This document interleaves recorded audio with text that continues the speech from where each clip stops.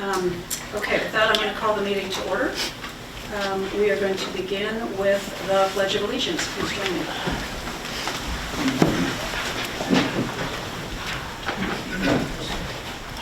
I pledge allegiance to the flag of the United States of America and to the republic for which it stands, one nation, under God, indivisible, with liberty and justice for all.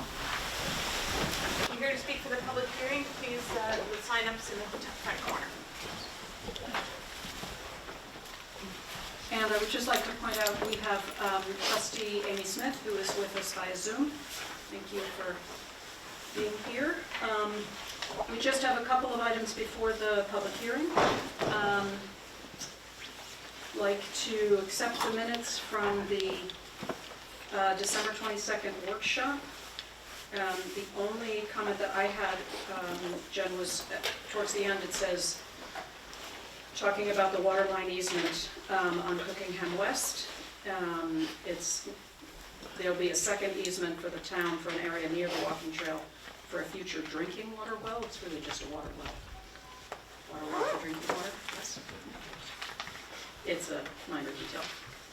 Have you all had a chance to read the minutes? You okay? I'll take a motion to accept the minutes. So moved. I heard Tony. Who was the second? Me. Fran. Okay.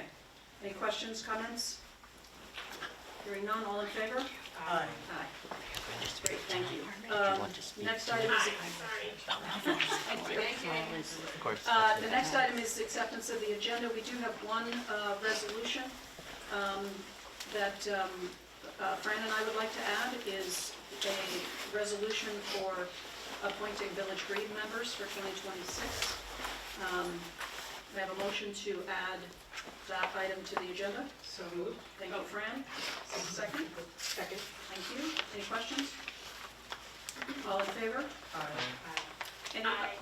Any other items that anyone would like to add to the agenda at this time? Hearing none, I'll take a motion to accept the agenda as amended. So moved. Thank you, Melborka. Second? I'll second.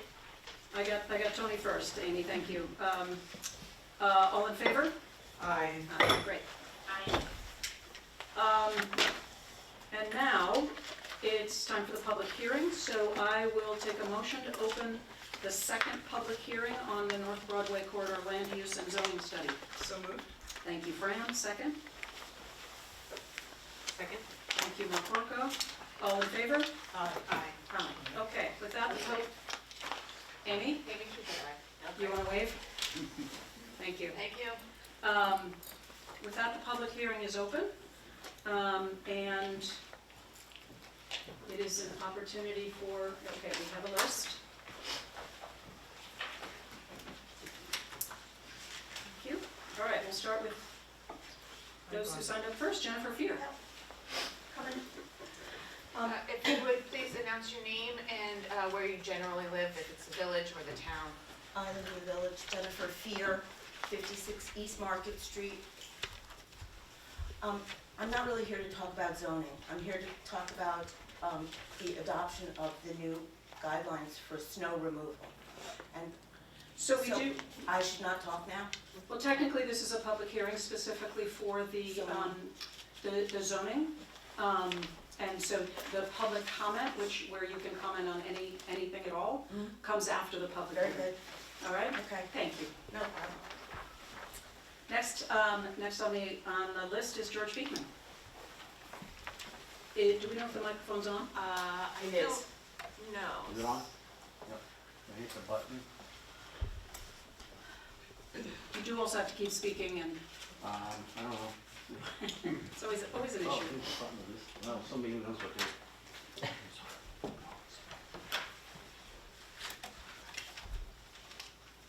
All right, just keep speaking and I'll pick you up. All right. Okay, we're live. All right, I spoke at the last, George, I'm sorry, just. George Beekman, 15 Cherry Street, Village of Red Hook. I lived here over 30 years. Came because it was a nice small little village. Was familiar with it for 10 years prior to that. But it's going downhill fast. And this is really, I think, the knife in the, the final It's gonna disrupt the village to such an extent, it's unbelievable.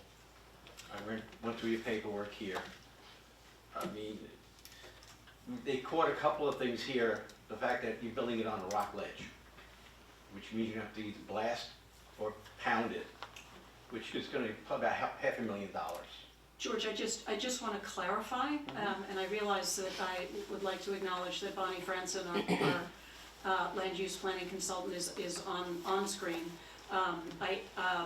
What we didn't do was give a preview as to what we're doing and what the purpose is.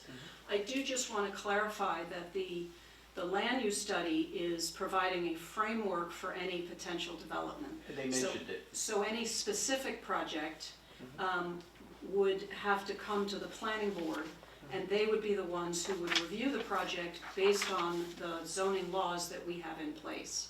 And this document creates the sort of the vision. Well, this is for the new the zone zoning. you're trying to create. You have to create a zone for this. The zoning, I was yep. involved in the creation for the zone for the chocolate factory.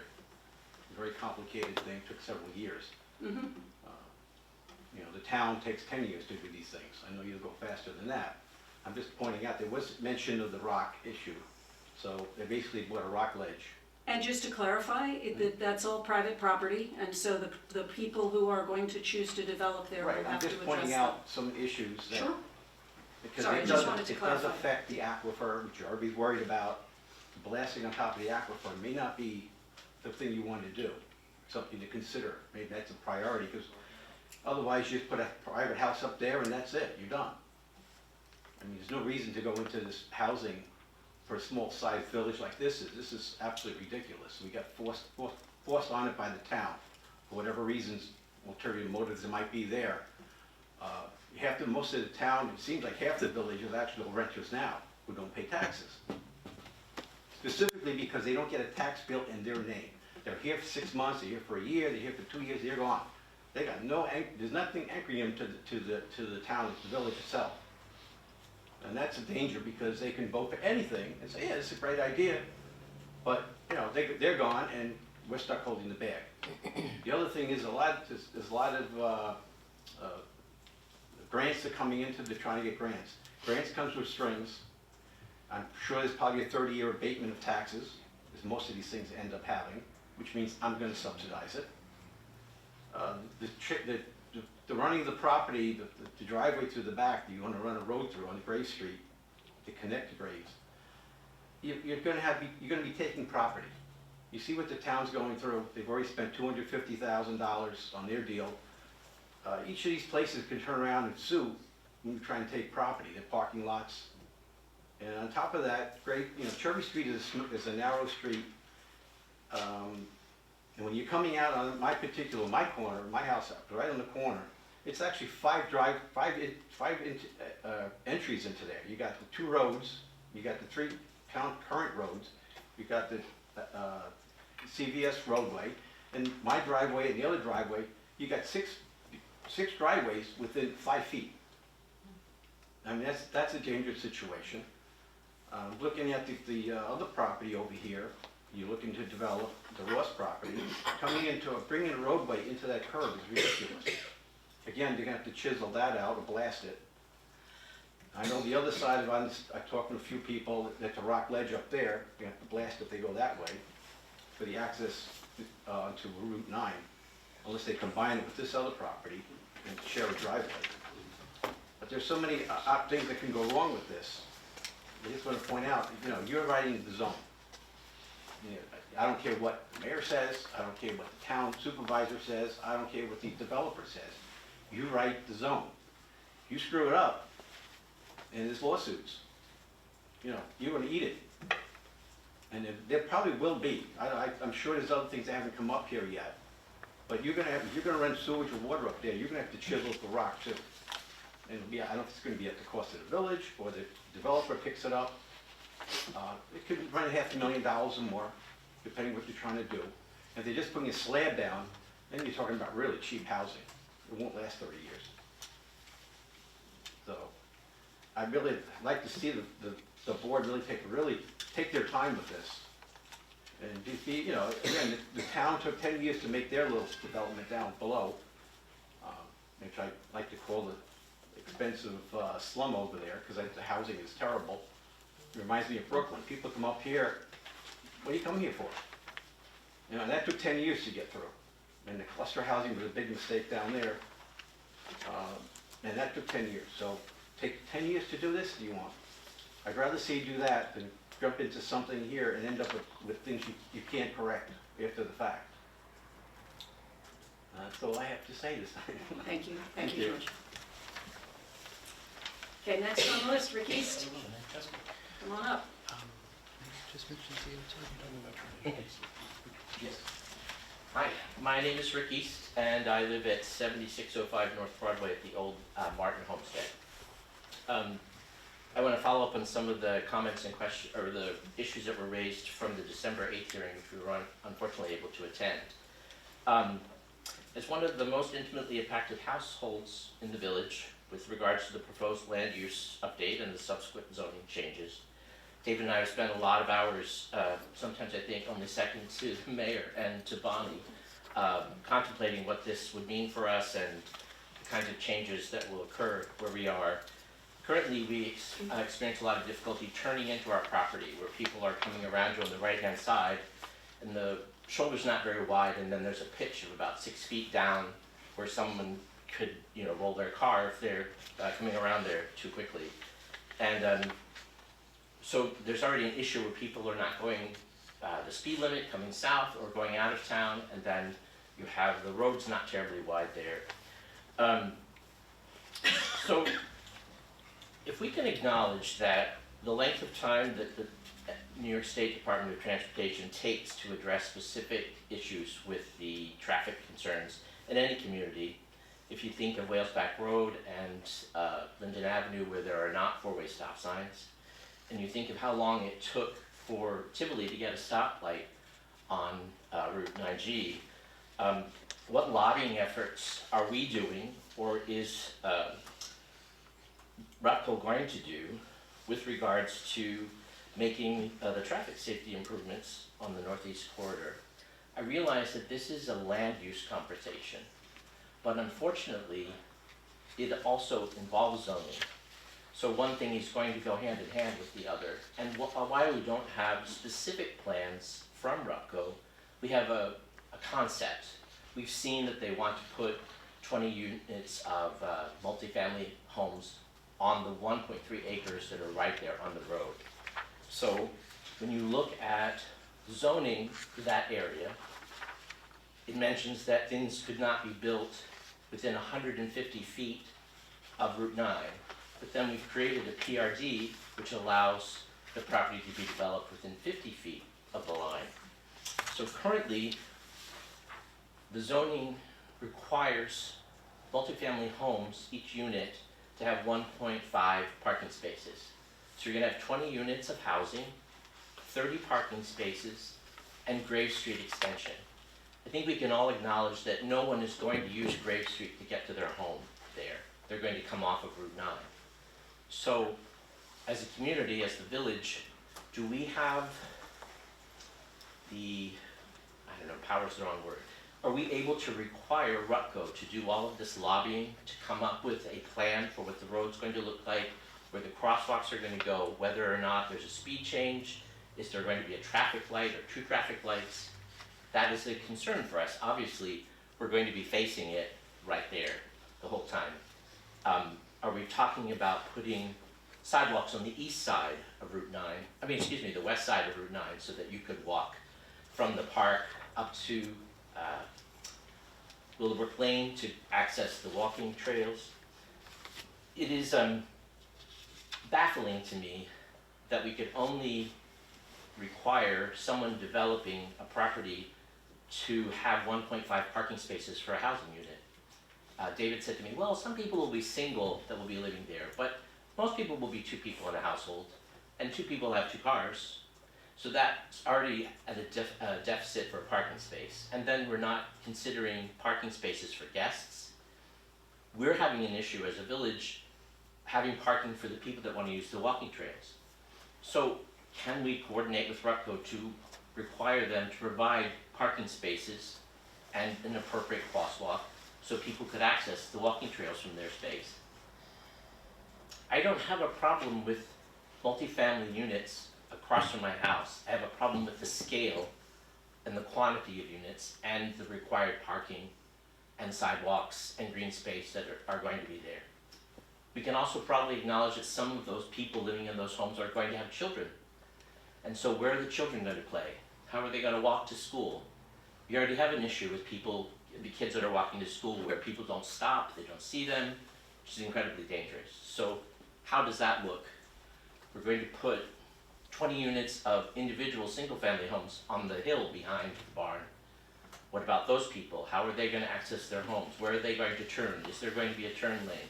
How will those children get to school? It's important that we expand our tax revenue. It's important that we think about creating affordable homes for people to start families here. I think we can all agree on that. But taking the time to come up with the solutions that best serve us, that address all of those points, is really important. In section E of the land use... If I can just ask you to wrap it up. Oh, sure. In section E of the land use document, there are all of these things about which street has how much of a curb or how much sidewalk space and what doesn't. It needs to be consistent where we are, where this development is going to go, so that we have safe walking wherever we're going, safe crosswalks wherever we're going, and consistency where you're not having to cross the street because the sidewalk ends here and you have to go across the street. Also, Mr. Maccarini, I want to thank you so much for the time that you spent to go into the community and canvass people for their ideas about this or their thoughts about this. I think that's really laudable, and you deserve some accolade for that. I really appreciate it. If I, just on that point, I think all of the members of the board have in their way. Sure, gone out sure. and- But you I happen to be right specifically, there. yes, but you specifically went out and did it. I think that, I know that everybody's been working on this for a long time, but I really appreciate, we appreciate that you did that. So thank you for that one time, thank you. Thank you, Rick. I guess I just would like to clarify that the very specifics associated with a specific development proposal, when it comes to the village, will come to the planning board. And the planning board will have the zoning amendments that flow from this land use document as the basis on which they will review the document. Any turnoff into or out of Route 9, because it's a state road, is reviewed by the DOT. So that is the point at which DOT says this needs to happen, that needs to happen, based on their evaluation. So that's not something that we can incorporate into our specific land use study, but we can say walkability is important, that the number, you know, what I particularly took out was the 1.5 parking for a par apartment. That's something that would go in the zoning amendment, the law, and then the question of the scale and how we address that. Because again, this is how we envision the development that is allowed, because people own the private property. This is the framework in which we, the village, are looking to have it developed. Sure, I think that I would caution that if we're going to allow them to break ground for development once it is approved, without having DOT, a kind of a plan for sidewalks, stoplight, turn lanes, That's all all that. that's all part of the process with the planning board. Great, And great. so all of that has to get approved before they break Great, ground. thank you for clarifying. Next would be Julia Solomon.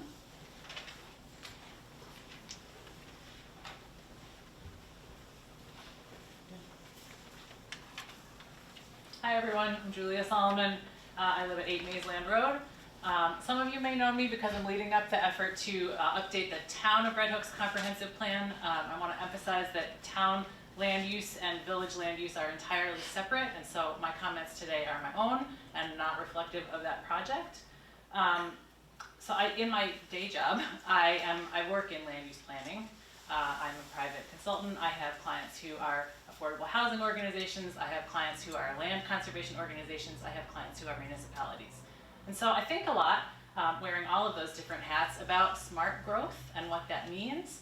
And so I went to the New York State Department of State's website on smart growth and printed out their list of smart growth principles. I actually think that the land use study that has been completed for the village does quite an admirable job of adhering to those smart growth principles, and I just wanted to read them because I'm not sure that I'm not sure everybody spends as much time thinking about them as I do. So first, develop plans and land use regulations that allow for and encourage mixed-use neighborhoods. Enable a diverse mix of housing types, providing opportunity and choice for people of all ages, abilities, and incomes. Prioritize infill and redevelopment of existing buildings to revitalize neighborhoods and downtowns, including areas around public transit. Provide well-planned, equitable, age-friendly, and accessible public spaces. Encourage compact neighborhood design and concentrated development around existing infrastructure. Preserve open space, agricultural resources, and natural resources. Prioritize transportation options such as walking, cycling, and public transportation. Promote climate resiliency and adaptation, preferably through nature-based solutions and reduced greenhouse gas emissions. Build on unique traits to create an attractive and welcoming community with a strong sense of place. Engage in an inclusive, collaborative public planning process that considers the needs and character of the community, which I think we're doing today. Design places that are accessible to people of all ages and abilities with amenities that meet and ideally exceed base ADA compliance, particularly in the public realm. So obviously those are aspirational, and so a broad land use plan like this can't necessarily address all of them specifically, but I just wanted to say that my read of the plan and the proposed zoning is that it does quite a nice job of aligning with those principles.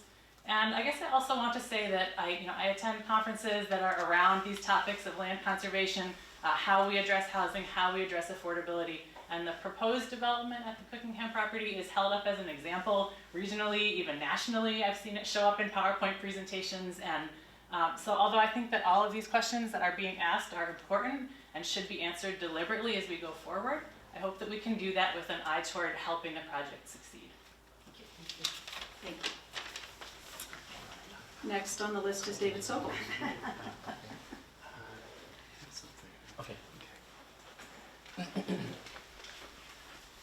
Okay, David Sokol, Rick's husband, 7605 North Broadway.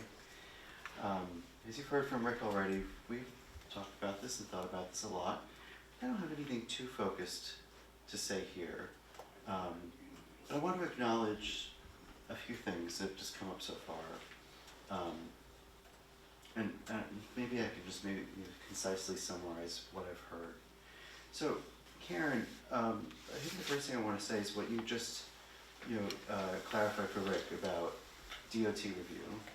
I think we could say, this question or statement, help me here. Just as the land use study is the underpinning for a zoning amendment, we'll call the land use study a mini comp plan for a quadrant, whereas you have a comp plan is the underpinning of a whole zoning map. Those are frameworks, they're not guarantees. In other words, a specific proposal can arrive and it can get nixed, either by the planning board or by DOT. So, I just want to make sure that I'm understanding this right, just for my own self. RUPCO could present, let's say, the 20 units of multifam on Route 9, and the planning board could not approve it because of sheet movement of stormwater, or DOT could say, the current traffic counts and projected traffic counts don't square with pedestrian safety or what have you. So I'll phrase that in the form of a question. So is that possible that while this zoning amendment is potentially accommodating redevelopment or new patterns of growth, it is not necessarily a guarantee that what's been circulating as a concept drawing will actually become reality? So technically at a public hearing, this is meant for us as a board to hear from you. Okay. It's not intended to be a back and forth, All right. but we are a small village, and it's an important opportunity just to clarify. The goal of the planning board is to get to yes. So it's not that the planning board would say, no, you can't. It would say, this aspect of what you've presented does not meet with our code, therefore you need to revise it. RUPCO could choose not to revise it, and that would be the same with DOT. DOT is not going to say, no, you can't ever. They're going to say, this is how you can, and do it safely based on our understanding and expertise, et cetera. So I guess I would frame it more that way than that they would nix the project. They would say this as proposed would require these adjustments or what have you. And the other comment, which might be equally out of bounds, is I think some of the tension that surfaced in the previous public hearing and a little bit this evening, and whether that tension is emotional, whether it's fact-based in terms of pedestrian usage, or what George has come to, what George has said about potential blasting of the ridge, which is a scenario that I've also personally envisioned. It's just has created a hypothetical, which is if RUPCO had moved forward with its original plan of 12 single-family affordable units on the hillside closer to the body of water, would we be deliberating over this, with such dynamism as we are this evening at the last public hearing? It does seem as if perhaps some of the frustration that's surfacing has to do with the squeezing of so much program, on a rather limited site. I agree with Julia that Bonnie has done a wonderful job of trying to thread many needles of best practice and community need. But I guess the hypothetical here is I would really love to see RUPCO's math. I would love to see how they've triangulated pro forma income and grant opportunities and estimated building costs to know why we went from 12 single family to 40 units of housing. Because it does seem to be the stickiest wicket from what I've observed thus far. If I can just clarify, these are all concepts, so they have not come forth with their specific proposal, which is the point of having a planning board with a zoning law that gives them the framework to review that proposal. Okay. So they could come with something completely different than what's been floated as well. So More or less dense, or to not yet sure. make those assumptions, again, the whole point of this is to create the vision in which someone can come and make a proposal. Yeah. Well, thank you for the clarifications. This is a journey. It is, thank you. That exhausts the list here. Is there anyone else who would like to make public comment?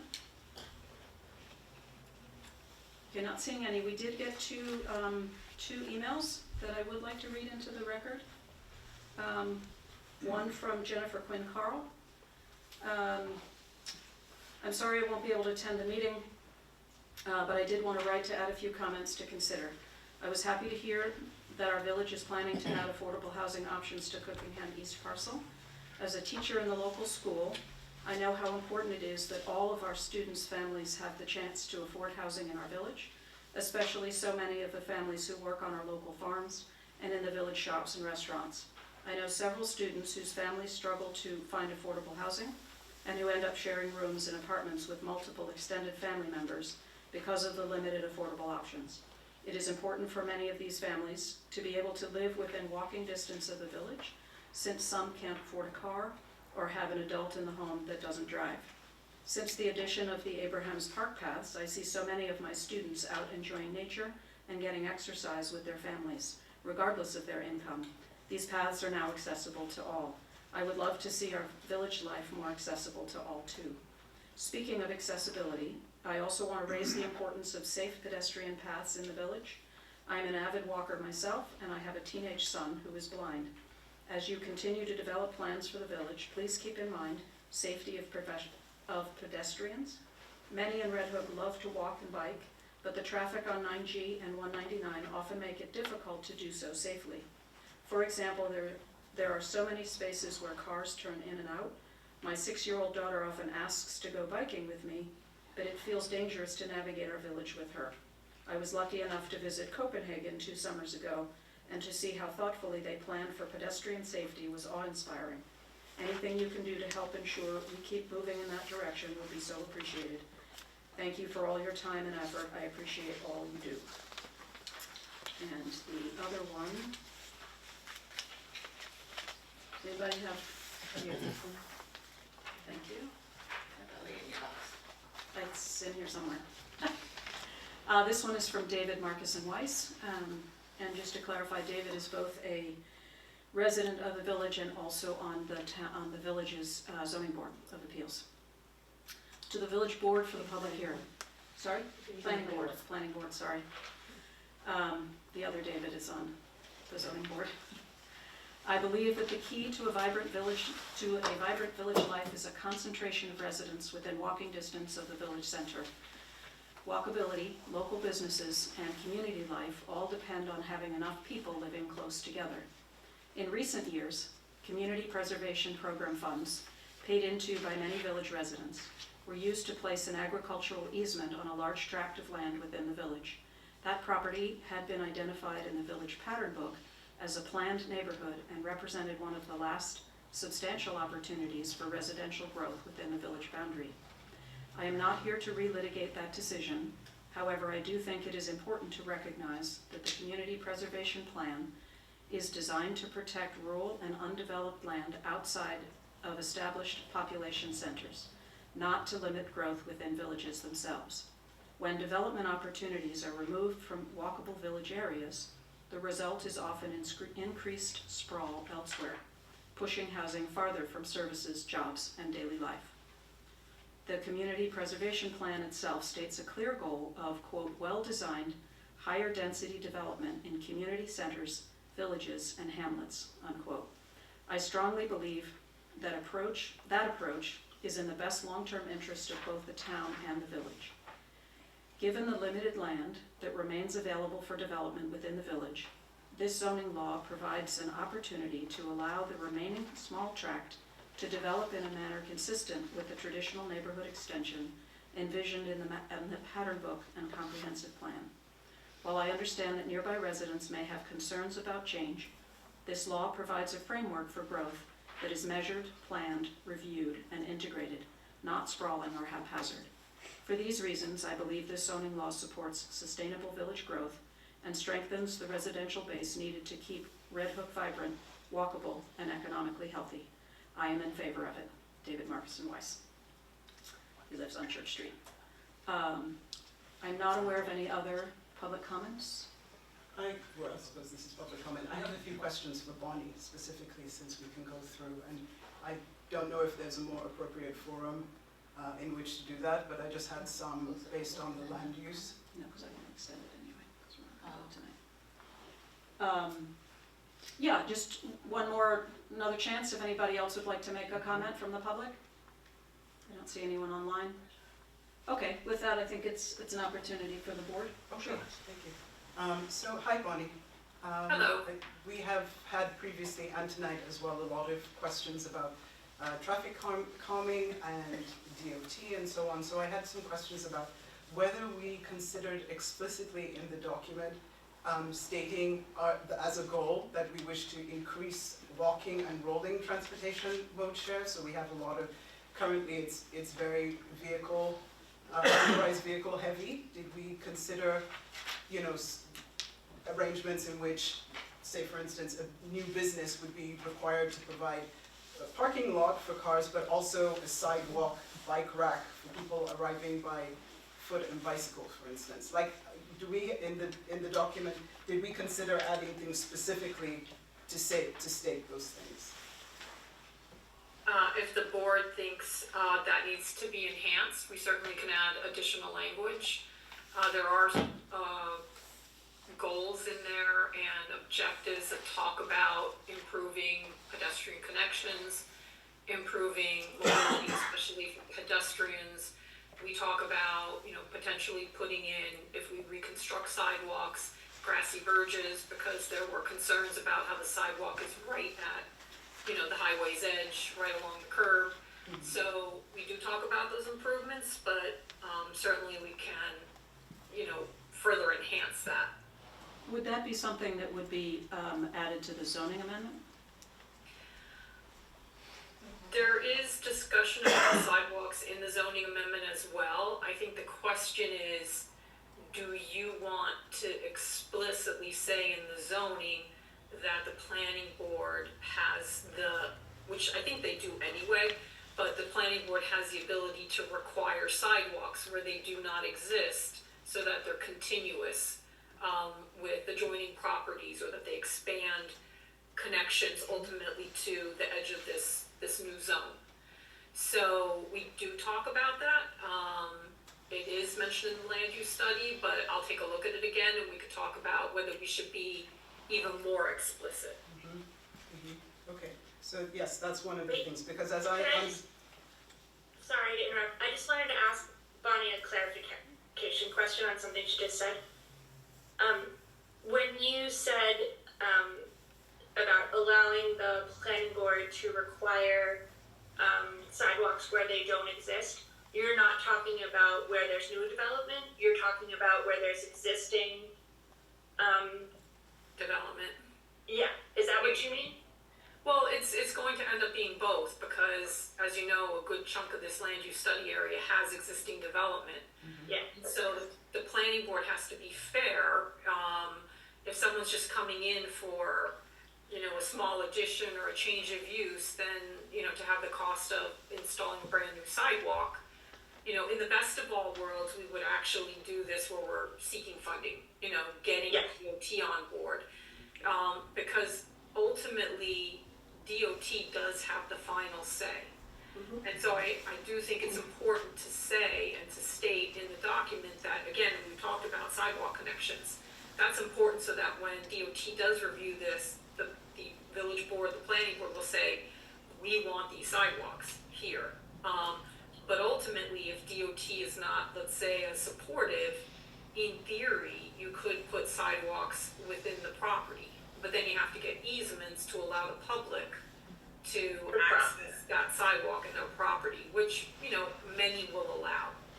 So, we're gonna have to figure this out as we go along, depending on what's proposed, but in the best of all worlds, it would be nice to have a little sidewalk project,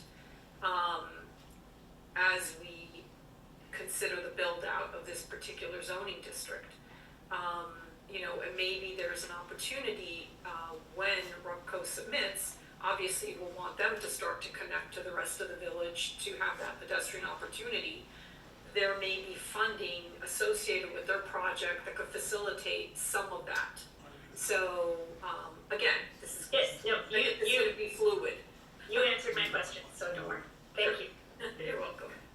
I guess this is my question for the rest of the board as well, is, And make sure you're speaking into the mic, oh Fran. yes, thank you, is what should our process be for incorporating both things that we've heard from the public and things that we've discussed amongst ourselves in terms of instruction to Bonnie, whether we wish to edit, whether we wish to amend, whether we wish to, what should that look like?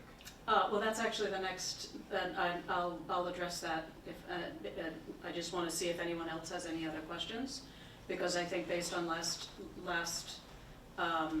public hearing and some of the things we've heard today, and some of our discussion from our workshop, I think we have some amendments that we would like to have Bonnie make.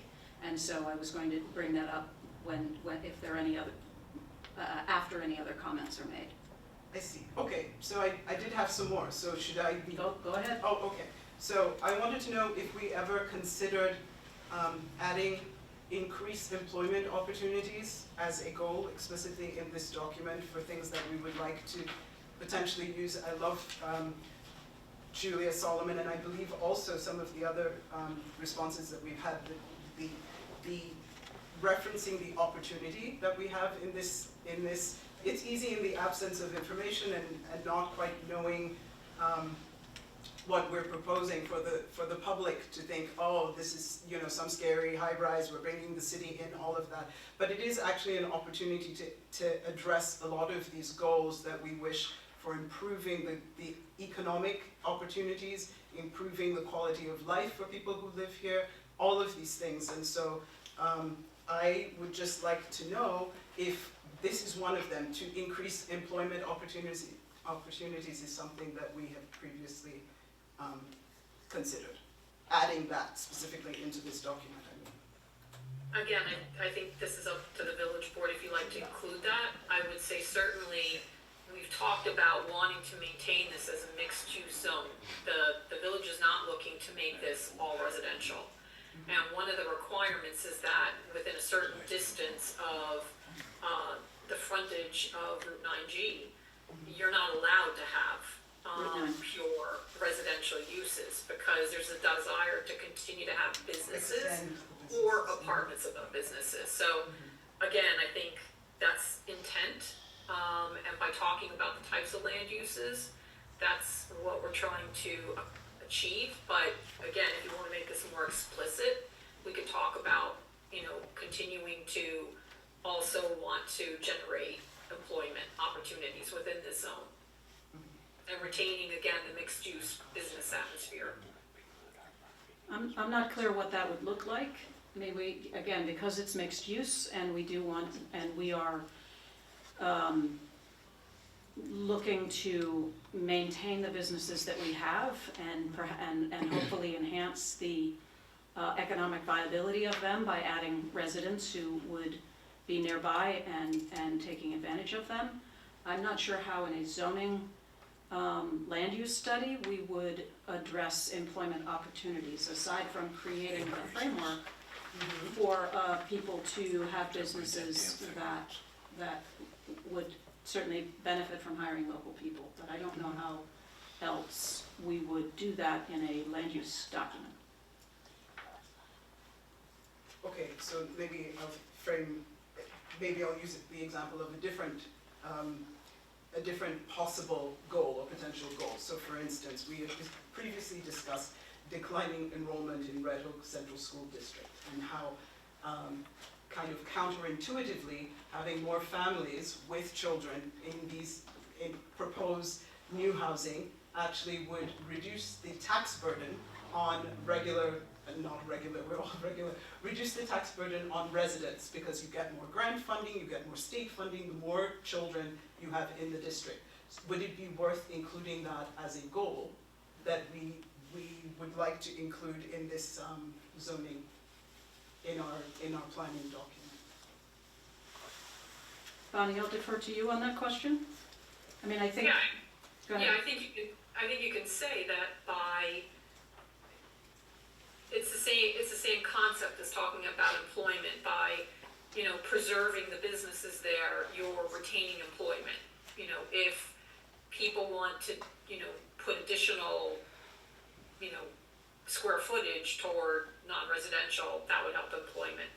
So with the schools, by virtue of you allowing additional dwelling units, especially the single-family type, you are going to generate school children that will continue to support the school district. I think, because if you have kids, they need to go to the school, their enrollment is stabilized, and that's a positive thing if you believe that's a positive thing for the village.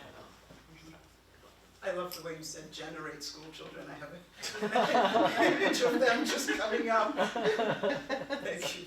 As a concept. Yeah, and I mean, the reality is, the rule is 3 and 4 bedrooms generate more students than 1 and 2 bedrooms, and single families tend to generate more than multifamily. So, we're trying to create this mix where but we also talk about the need for affordable rentals for young singles. So we're trying to really, achieve the range, and seniors achieve the range of housing. Can I add, I would actually be a little uncomfortable with language in the area study that says we want families. The village is not actually, we can control the size that we allow in the space, but stating that we have a preference for, people with children over people who need home office. We don't have that right, in my opinion. We're not the landlords. Same with creating more employment opportunities. As long as we're saying we want mixed use, we're encouraging businesses. We don't actually have the ability to say, hey, you are a yes because you would employ 10 people, and you are a no because you would employ 3, right? I understand the desire and I share them, seeing those things happen, but I don't think that those statements belong in our area study beyond we're putting for mixed use and we're putting for a variety of size of residences. That's just my opinion, but I hate to see it suggested that the village is going to be asserting itself in that way. Is there I think it's about accommodating a variety of household types. So, we don't have to get into what those households are. The reality is, if we have the range of housing, you will get a variety of households. Is there a way to talk about how having more households joining into the village tax pool will offset costs? It makes us. Or is that just implied? Why? You're muted, Amy, if you. Why would we do that? Just to talk about it as a goal and a benefit to the village to have growth, because it helps alleviate the tax burden of the To assert that services. there is a benefit to growth. Yes. I think a benefit to growth is Yeah. okay. I think the question of, because of course with more people, you also you're providing more services, so yes, you're also receiving more tax revenues, so I think the goal of growth can add to the vibrancy of, a village. But given Thanks for coming, gentlemen. Given that our property tax assessments are tied to market value, it's no guarantee that anyone's taxes would go down. I know that's not what you're saying, but Yes. it could be an interpretation of. Yeah, I'm not saying that, I'm just, I know you're not. yeah, as we know, Yeah, costs keep going up, yeah. I think it would be, and certainly when an actual application comes in, the planning board can ask for fiscal impact analysis, and you will see that. But, ultimately, again, we're just planning for a diversity of households. Whether it's tax positive is going to depend on the population size, whether there are students, what the market value of the units will be. There's so many factors that it's difficult to say absolutely that you would have tax positive or tax negative or tax neutral. Plus, we don't know ultimately what the actual development program will be for all these various potential sites. But I think you can say for certain that more people generates a market for your businesses, certainly. Disposable income, going to the stores. There's a vibrancy that's created by having more people in the village, including a benefit to your businesses. Okay. Fran, did you have any? Just 2 more. Yeah, go ahead. Okay, so just going back to I wondered if we ever considered adding, since you're talking about increasing patronage of businesses and our businesses like patronage, growing our local businesses, did we consider ever adding increased hospitality provision as a goal? If we're talking about all of these businesses and walkabilities and ways for people to engage in village life, have we discussed for this particular zone, short-term rentals, Airbnb, whatever? So just to clarify, short-term rentals are not allowed in the village Right. at this point. So Right.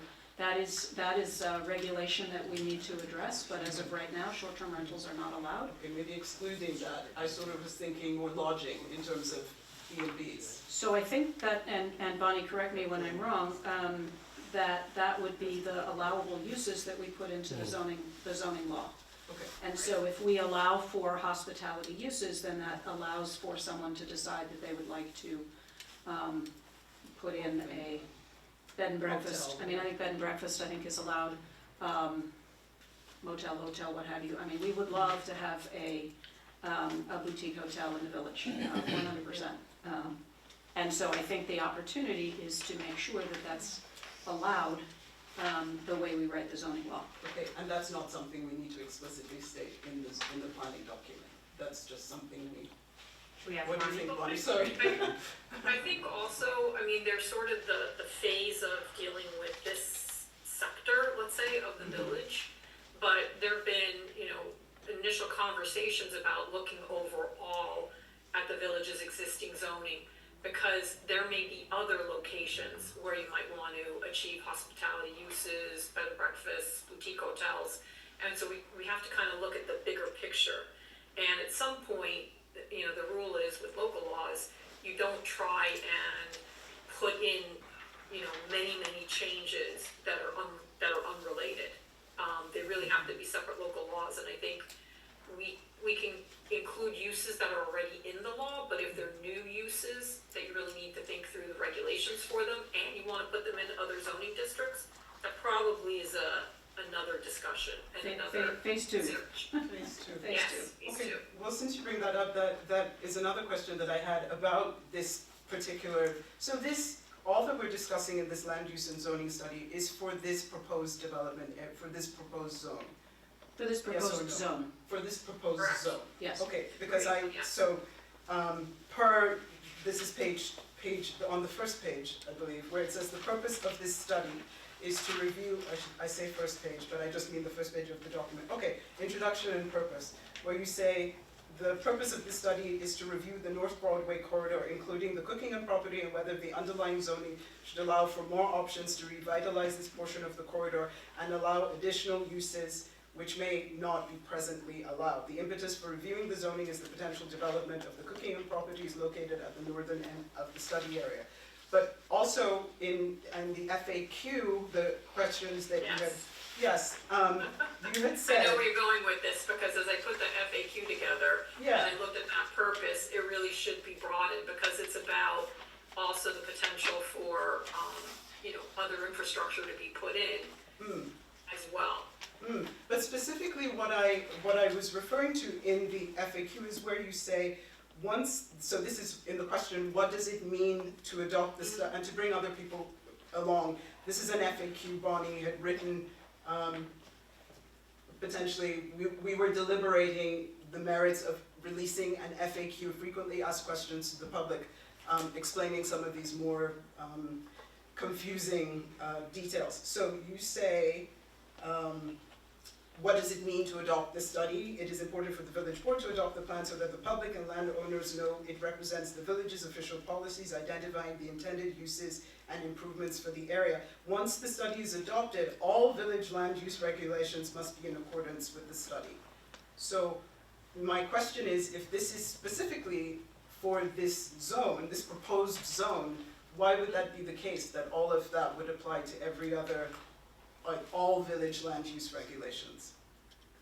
No, I'm just talking about if you want to consider other uses that would equally be able to be accommodated in other sections of the zoning, that's sort of a phase two, we should look at that in more detail.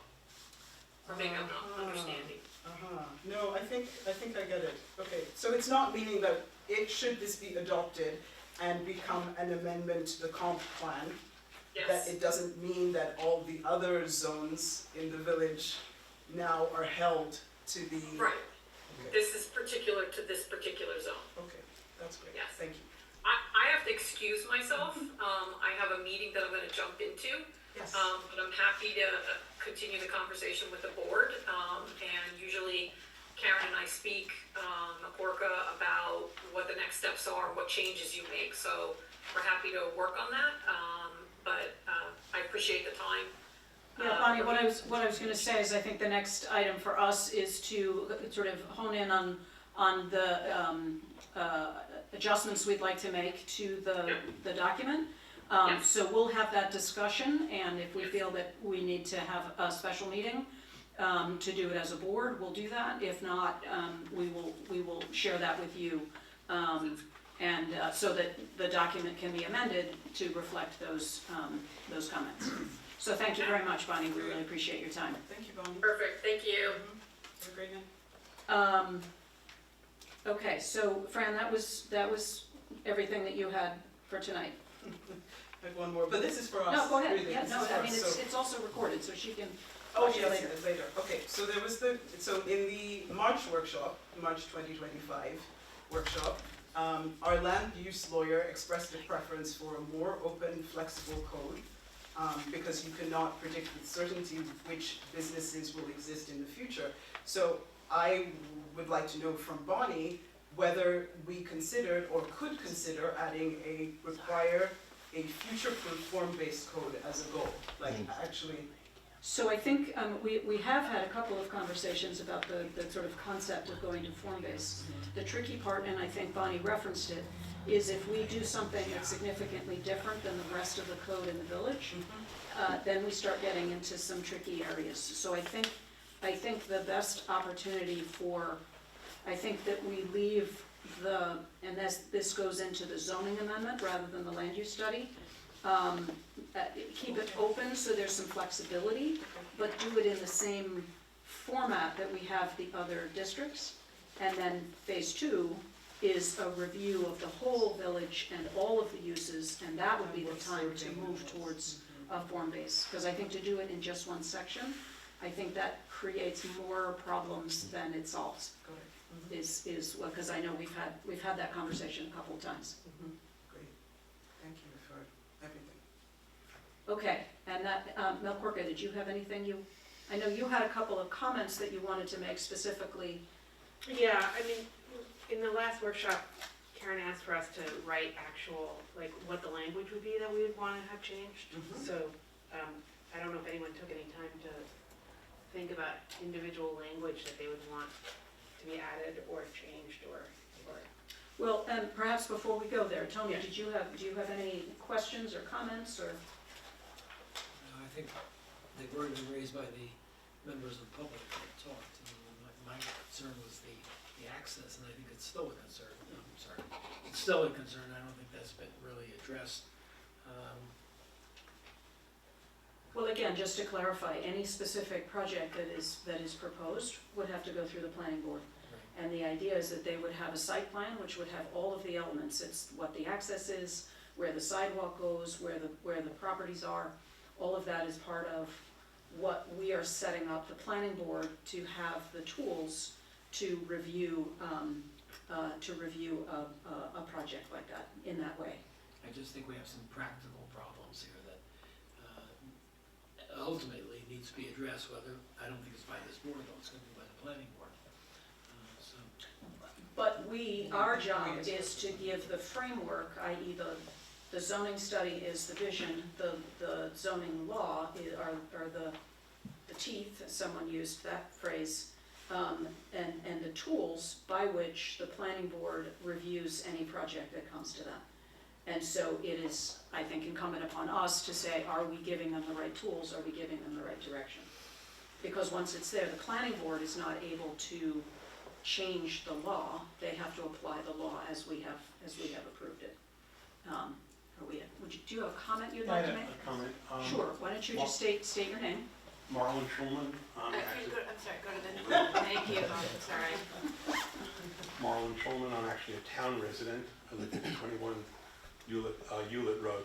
A number of times Bonnie had mentioned about, yes, we could put this in there. It could be the best thing. You're talking about an overall framework. Why aren't we, putting in everything that we would desire in the best language possible so that the planning board knows what really is desired, what really are the concerns? Francis, thank you for your long list of stuff that that you were questioning. Much of what she had brought up, and pardon me for calling you Francis. No, please. Can be done through proper languaging. Not saying this is what we need, but this is what we desire. This is the furtherance of the overall vision of the village board.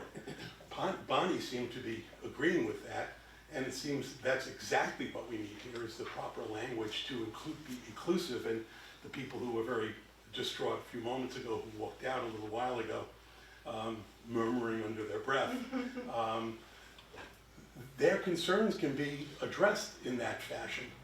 They can be heard, and that's very often the problems arise from people not being heard. That's all. Great, thank you, appreciate it. Okay, so, you're good, I mean, you're not good, but you're good. In terms of what you, would like to share this evening. I would like to clarify, to take Marlon's point of view, I think the opportunity is to provide emphasis. I think if you look at the document, all the items that many of the items that we've talked about, the walkability, sidewalks, traffic calming, it is actually all referenced in the document. If I understood Bonnie, it was we can emphasize, we can add some additional language. Same with, again, the economic opportunities, the mixed use, wanting to preserve the businesses is part of what's in the document, but we can highlight it more. We can add some additional language around that. In terms of accommodating a variety of household types, we can make sure that we've provided a proper emphasis on, yes, that the variety of household types comes from allowing a variety of housing types, and make sure that that connection is made in the document. And as it relates to hospitality, just to make sure that we are referencing it as an item that we would like to be a part of it. It doesn't mean we can't direct someone to build it, but we can allow it to be, have it be allowed as something that we would welcome if it fits. I know, so Mel Corca, you did have some specific adjustments that you wanted to recommend. You want to go over those? Yeah, just that when we're talking about, it was to the goals and objectives area specifically, I thought that we could add something in the, so zoning considerations, goals and objectives, page 22, if anyone has their study.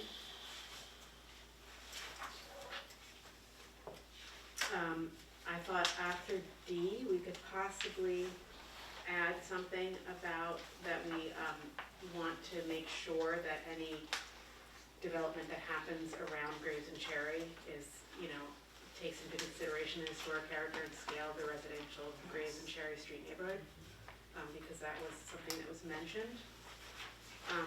And then I also was hoping that we could add to, in the area that talks about mobility, is that we would talk more about traffic calming and pedestrian safety, and maybe give examples about those and move them up in the goals. So that is, sorry. Right now we have J under 5. There's J, there's encourage improvements that promote traffic calming through the study area.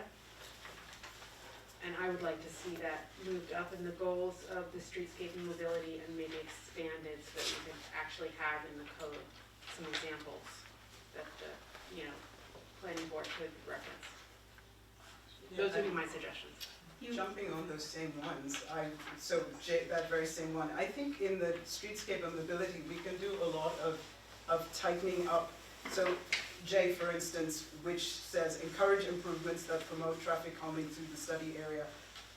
Why can that not just be promote traffic calming through the study area? Like, if we just, that's what we want, that's the goal, we could just say that. Or where possible, gradually eliminate parking, we could just say gradually eliminate parking. Are these the kinds of things that, so encourage a gridded, I'm just jumping on your suggested changes. I think it's just, if these are things that we wish to do, we can just say that we want them.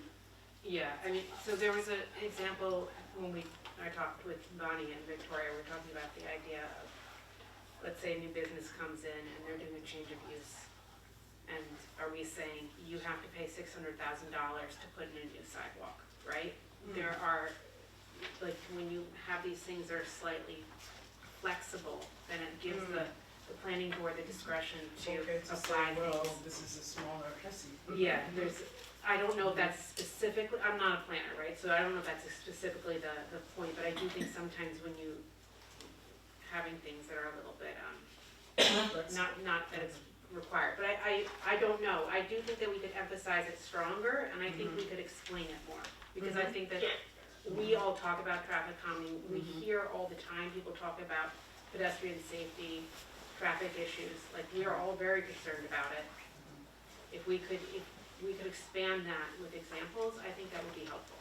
Yeah, I think also like you, I think that Cherry Graves addressing specifically how we acknowledge the existing conditions in the Cherry Graves corridor, as well as how this proposed zoning would take, so I feel like that could be where you suggested in the general land use section, but also in the streetscape and mobility section. And that may address a number of the issues that were raised at the last public hearing, this public hearing, and Tony's main concerns as well, if I understand correctly. But I think that, one of the things that I think is difficult is that there are people that think that encouraging a grid system would make for more issues with traffic, whereas I think it actually disperses issues with traffic and makes for a more safe thing for pedestrians. The idea of kids coming out of a new development up north and then having to walk on Route 9 as their only access point, I think is a failure. I think there should be more other options. I think that we should not be making, neighborhoods that are segregated and separate from the village. We should be incorporating anybody that, but that's my personal view. So I know, I'm just saying, like, I think that we can have a disagreement about the goals and objectives, and I think that's, it's a valid disagreement, but I don't know that we're gonna settle that in that line. 'Cause So I think, here's, I didn't think we were having Yeah. a disagreement. here's what I'd Not like you. to, Not the two of you. not me. yes, here's what I'd like to suggest. I think the notion of walkability, Mhm. I think that pedestrian safety, and traffic calming are all, there've been many, many comments around that, in different ways, including Route 9, the Cherry and Gray Street area, et cetera. I think the opportunity to enhance the language, to highlight that as that much more important, and I think Melkorki used the word as a value. I think that's something that we can charge, we can give Bonnie these specific recommendations, and we can also charge Bonnie with finding if there's another spot where, and even in the intro, just to say this is an important value that we have as a board that we would like to encourage and support in this district. I mean, obviously around the village, but so I think that's something we can give that direction, and I think that those are amendments that feel like those can be done.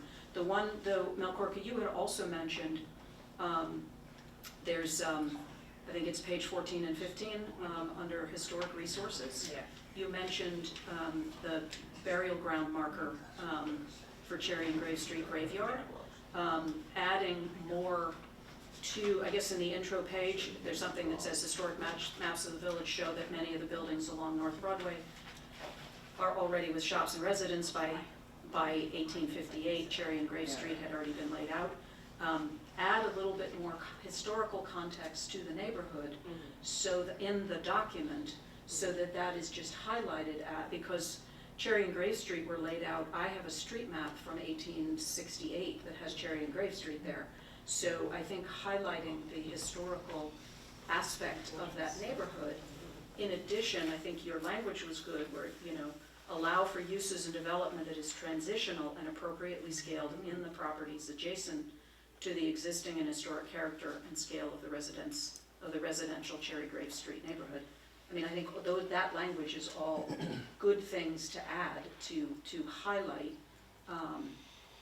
because I think that gives the planning board that many more tools to look to say, yeah, we need to be mindful of this.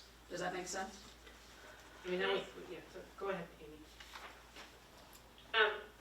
I wanted to just say about Jay, that's on my list also. And you may have said this, Melkorka, but I'm just going to say it again. I think that since this area study is of interest to the general public, and since traffic calming is not a common concept, what that actually includes, we need to give examples in a way that makes it clear we're not looking for every single one of these elements, but that as a point of explication. I just wanted to add that. The other thing about the historic is Table 8 gives a list of historic properties within the area. It might also be useful to have mention of historic properties directly adjacent to the area, which is echoing what you just said, Karen, but given, not Table 8, I'm sorry. Oh yeah, no, wait, where'd it go? Yeah, put it historical Table 9. page 14. in the historical section, yeah, there's a table and it lists, there's a house from 1935, et cetera. Table 9. Nine, 14. thank you. I think that it's worth noting that there are houses of equal, they may not be, Yes, most of these are not on state registers, et cetera, but, and if people still wanna talk about this section, that's fine, I have some stuff for other sections. Yes, go ahead. Yeah. Okay, I raised this at our last meeting, that the awareness that the census data tells us that, nearly 50% of our residents in, the 2020 census were renters. I would like a little bit more acknowledgement of the, purpose of having a rental market. Not because I am looking to see people, immediately flip rentals, but I just want it to be made clear. And it's not only BARD students who are renters, it's also folks who are considering whether or not they're going to make Red Hook their home, or waiting until a property they can afford to purchase comes on the market, et cetera. So I just think in the demographics there could be a slightly more, in my opinion, accurate statement of just how many renters we have, and that they are valued. We don't need to say they're valued. It's just for demographic purposes. I think that that's a valuable statistic that's not fully stated. Would it be, Tony? I didn't realize that we were going to go to a discussion of this whole thing tonight. And I did mark some. Consider adding an innovative makers community to uses that are allowed. What is a makers community? Is that the zoning amendment or is that the land use? That's the land use. But Amy, were you finished? Not entirely, but that's fine. I'm sorry, that's my fault. Go, Amy, why don't you finish and then we'll go to Tony. Okay, in the introduction, sorry, wait, I have to get it back here. I would like a statement that says from the jump that part of our purpose is to identify the values we have for this and how we want to maintain the historic, the pedestrian, the commercial, right? Like, I think that a statement of values with regard to land use, both ones that have been iterated in previous decades of planning documents for the village and in, many comments. So just, it need not be a lengthy thing, but I do think that it's a place where we can start from the very beginning, the village values these things and looks to see them in future development. You said historic, pedestrian, what was the other? Supporting our local business. Economy. Yeah. Got it, thank you. Would it work to have in the introduction and purpose, is this what you're implying, that in the introduction and purpose that we state specifically that our goals and objectives? That one of our purposes in having an area study is to sort of assert values we have for growth in this area. Okay, so sort of highlighting, we want to more explicitly say that D, goals and objectives, is part of the intent and purpose of this. Yeah, I mean, given that it's at the end, that's No, just I nice. 100% agree, yeah. That's one, is to get it up front. Got it. Yep. Okay, I'm done now. thank you. Tony? Again, what is a makers community, quote unquote? What page is that on? It's on page It's on page 23, 23. D. D, to uses that are allowed. And then I got another question is, what is it, they want to extend, continue and extend the more traditional historic village streetscape into the study area. What is that? Where is that? Is that in It's the on the street? same page. The traditional, Yeah, but the what- traditional streetscape, which I believe, I know is defined in somewhere, is the gridded system like, of the original areas of the village, like this side with, Prince, Fraley, and also Cherry and Graves. And the other one was, that was brought up before, traffic calming. That's not a phrase that, sort of average people throw around, but those who are in the business of, civic, engineering, looking at how to, frame and organize a community, talk about the things that can calm traffic. Generally, a sign that says 25 miles an hour is less likely to slow you down. However, there are visuals that will naturally slow you down. If you have a big, wide open road that's straight ahead, you will go faster. If it's narrower, if you can't quite see what's coming, if you have Like on Cherry Street. trees, yeah, if you have sort of a trees that are overhanging, you will naturally slow down. And again, having a narrow road will make you slow down. If you have speed humps or speed bumps, that'll slow you down. Those are all items that are considered traffic calming items. And I think that you make the point, I think, for both Mel Crockett and Amy, in saying we should put examples of what that means. It's not we're gonna do all of them, but here are the things that are aspects of traffic calming that we would like considered.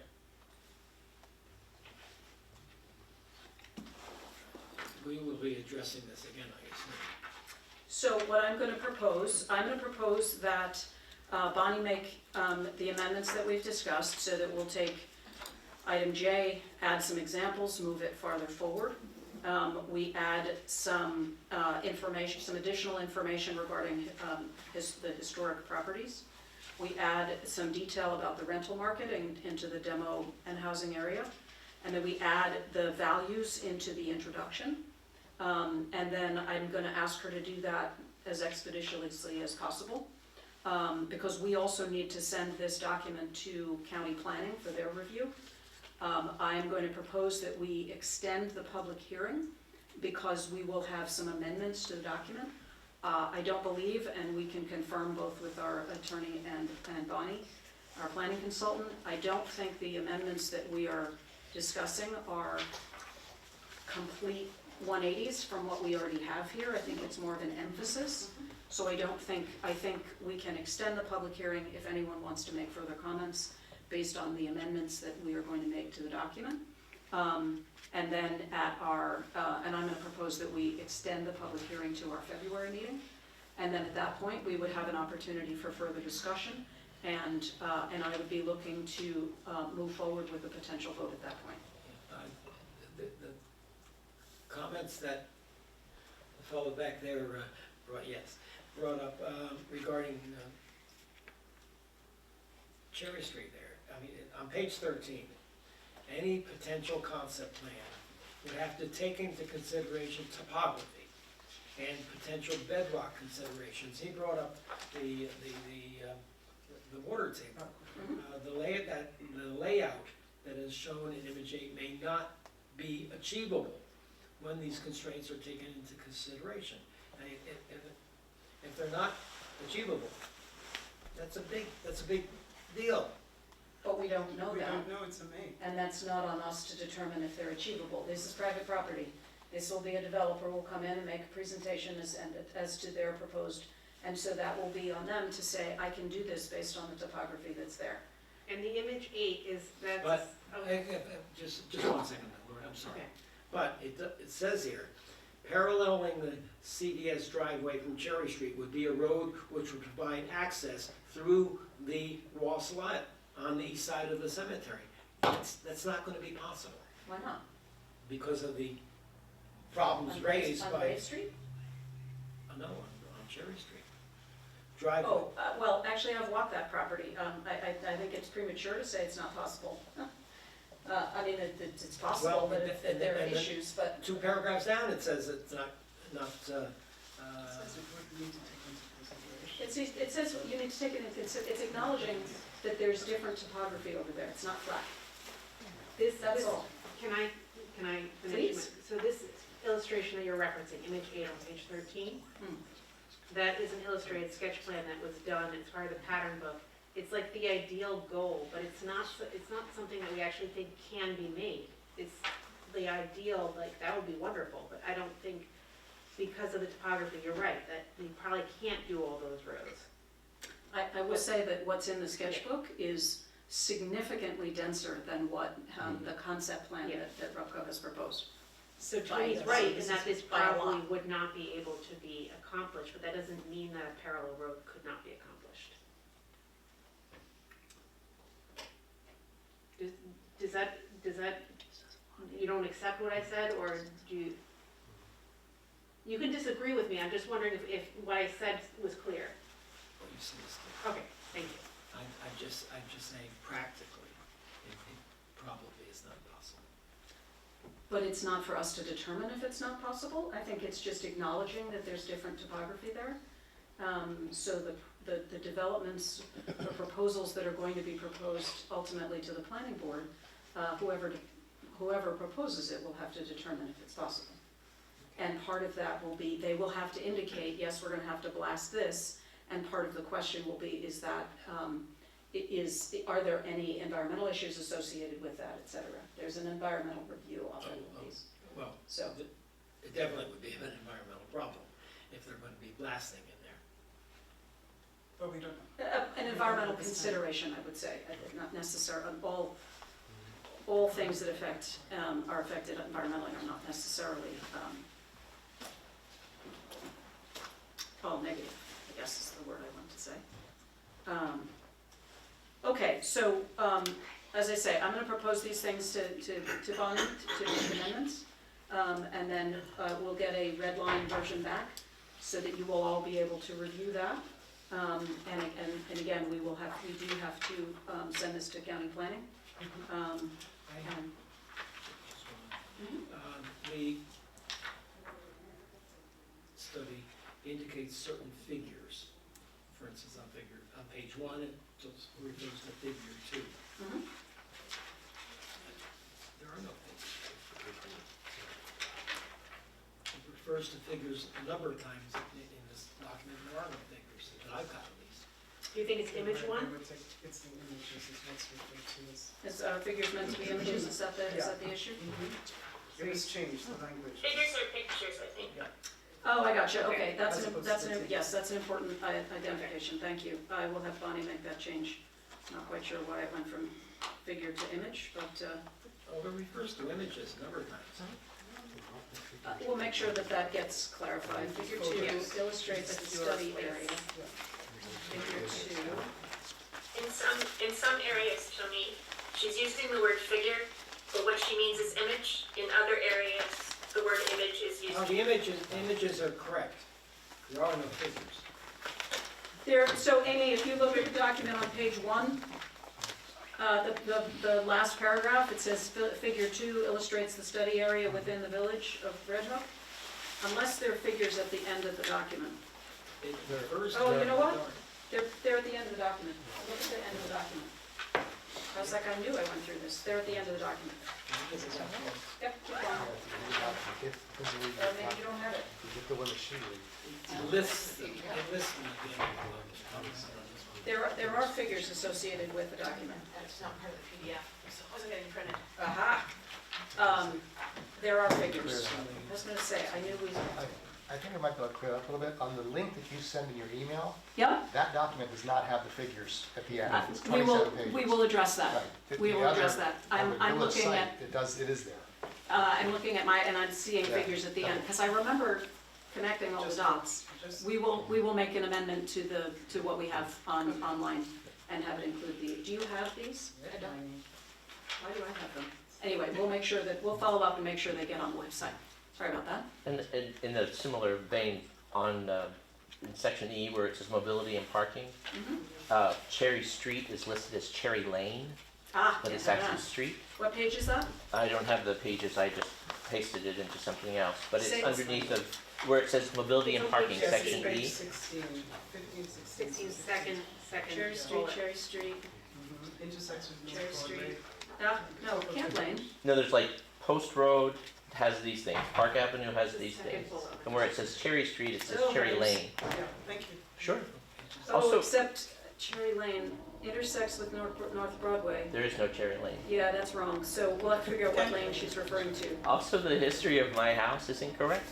So if you're gonna make this into a document, can I provide you with the Please, appropriate? absolutely, yes, we Yeah. will, this will become an official That's what I document. thought, so that's why I'm Please send- asking. Sure, please send absolutely. that in. Yeah, absolutely. The Martin Homestead, the edge of the village I on the mean, north. since there's a few typos Oh, kind yeah, of errors, but I just marked those, I'm not gonna list them. Send it, yeah, would you send them to me, please? Yes, I will put them all together and send them to Bonnie so that we have a document that is what we want it to be. That is, that's important. Okay, with that, I'm gonna make a I'm gonna ask for a motion to extend the public hearing to our February 9th meeting. So moved. Thank you, Fran, second. I will not be in town. That's our next regular board meeting. I was gonna suggest if maybe you and I can meet before that. And so that I make sure that your comments are included in the meeting. I'll second. Thank you. All in favor? Aye. Aye. You're welcome to vote no if you want. Done. This is extending the public Yeah, hearing no, to the no, night. definitely. You're all right with that? Okay. Okay. Thank you. I know this is long and tedious. And to direct, I'd like to amend the motion to extend the public hearing for the land use study to our meeting on February 9th, and to direct the village clerk to make the appropriate public notice. May I have a motion for that, amended motion? So moved. Thank you, Fran. Amy, you I'll want- second. Thank you. All in favor? Aye. Aye. Aye, thank you. I meant to say, and I'll tell her to write it in to be official, but Jen from Carl, in my talking to community members, she was talking about the traffic on Route 9. I realized she wrote 9G in her thing, and I'll send her a note and let her know. I'm sure but she meant Route 9, because that's what we were discussing when I was, Great, thank you. talking about. We will make that note on her comments. Appreciate it. Mhm. Yeah, I know this is, this can feel tedious. On the other hand, this is how we get to a document that we all would like to, that there's a feeling that we are, end up with something because this document will be part of the village's official documents that are used to move forward from there. And also, frankly, on the list, in phase 2, I think we do need to do sort of a broad view of all our uses, and then probably subsequent to that, we need to do an update to our comprehensive plan. Which, as you can see, this is a portion of our village. If we do this for our whole village, it's just a whole nother level. So, sort of explains why it's been kicked down the road for so many years, but it really is important. Particularly because now that we have a sewer system in a portion of the village, it brings out more focus. There are more people interested in developing because more development types are possible. And so I think it makes sense for us to be constantly thinking about the vision that we have. What I like about this document, particularly in reviewing our planning, the pattern book, and the additional work that's been done in between the last comprehensive plan, is there's a consistent theme to it, and the walkability and the village character and the historic notion, all of that is a consistent theme through all of it that we're just expressing, I think, in some different ways. So thank you for being on this journey.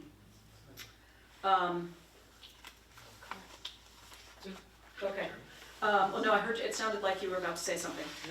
The next item on the agenda is public comment. I know we had someone who was going to make a public comment, but I do think we addressed at least part of her issue. But would anyone like to make public comment, which is a comment on anything, about anything? Okay, we'll we'll take Yeah, that. if we could, first, if no one is making public comment, just return to the public hearing specifically on Gateway North. We've had several discussions. This has been ongoing for a long time, and I think as of recently, we discussed whether releasing an FAQ to the public would be useful. I wrote a draft of one, Bonnie also sent a draft of one. We've had other people make comments about how this is a good way, especially the clerk who deals with the public mostly, a good way to synthesize for the public what it is that we are considering, so that they have an opportunity to have even more informed and richer conversations amongst us. So what I would like to do is I would like to make a motion for us to draft and release an FAQ to the public. And now, So I know that Mel Corca has incorporated Bonnie's FAQ in her report on planning. And so, I mean, I don't know that we need to have a motion. I think the FAQ, I'm perfectly happy making that available on the website associated with the planning document. If you'd like further discussion or adding, I mean, I think we can always add to that FAQ if we feel the need. I guess what I'm wondering is how would we push that out to the public? Like, I know it's available on the website, but I don't know Well, if it it's is, right now. it's available in my report, It's not yeah. through her yeah, report. the report. Yeah. But Oh, okay, it's on the page with the other documents.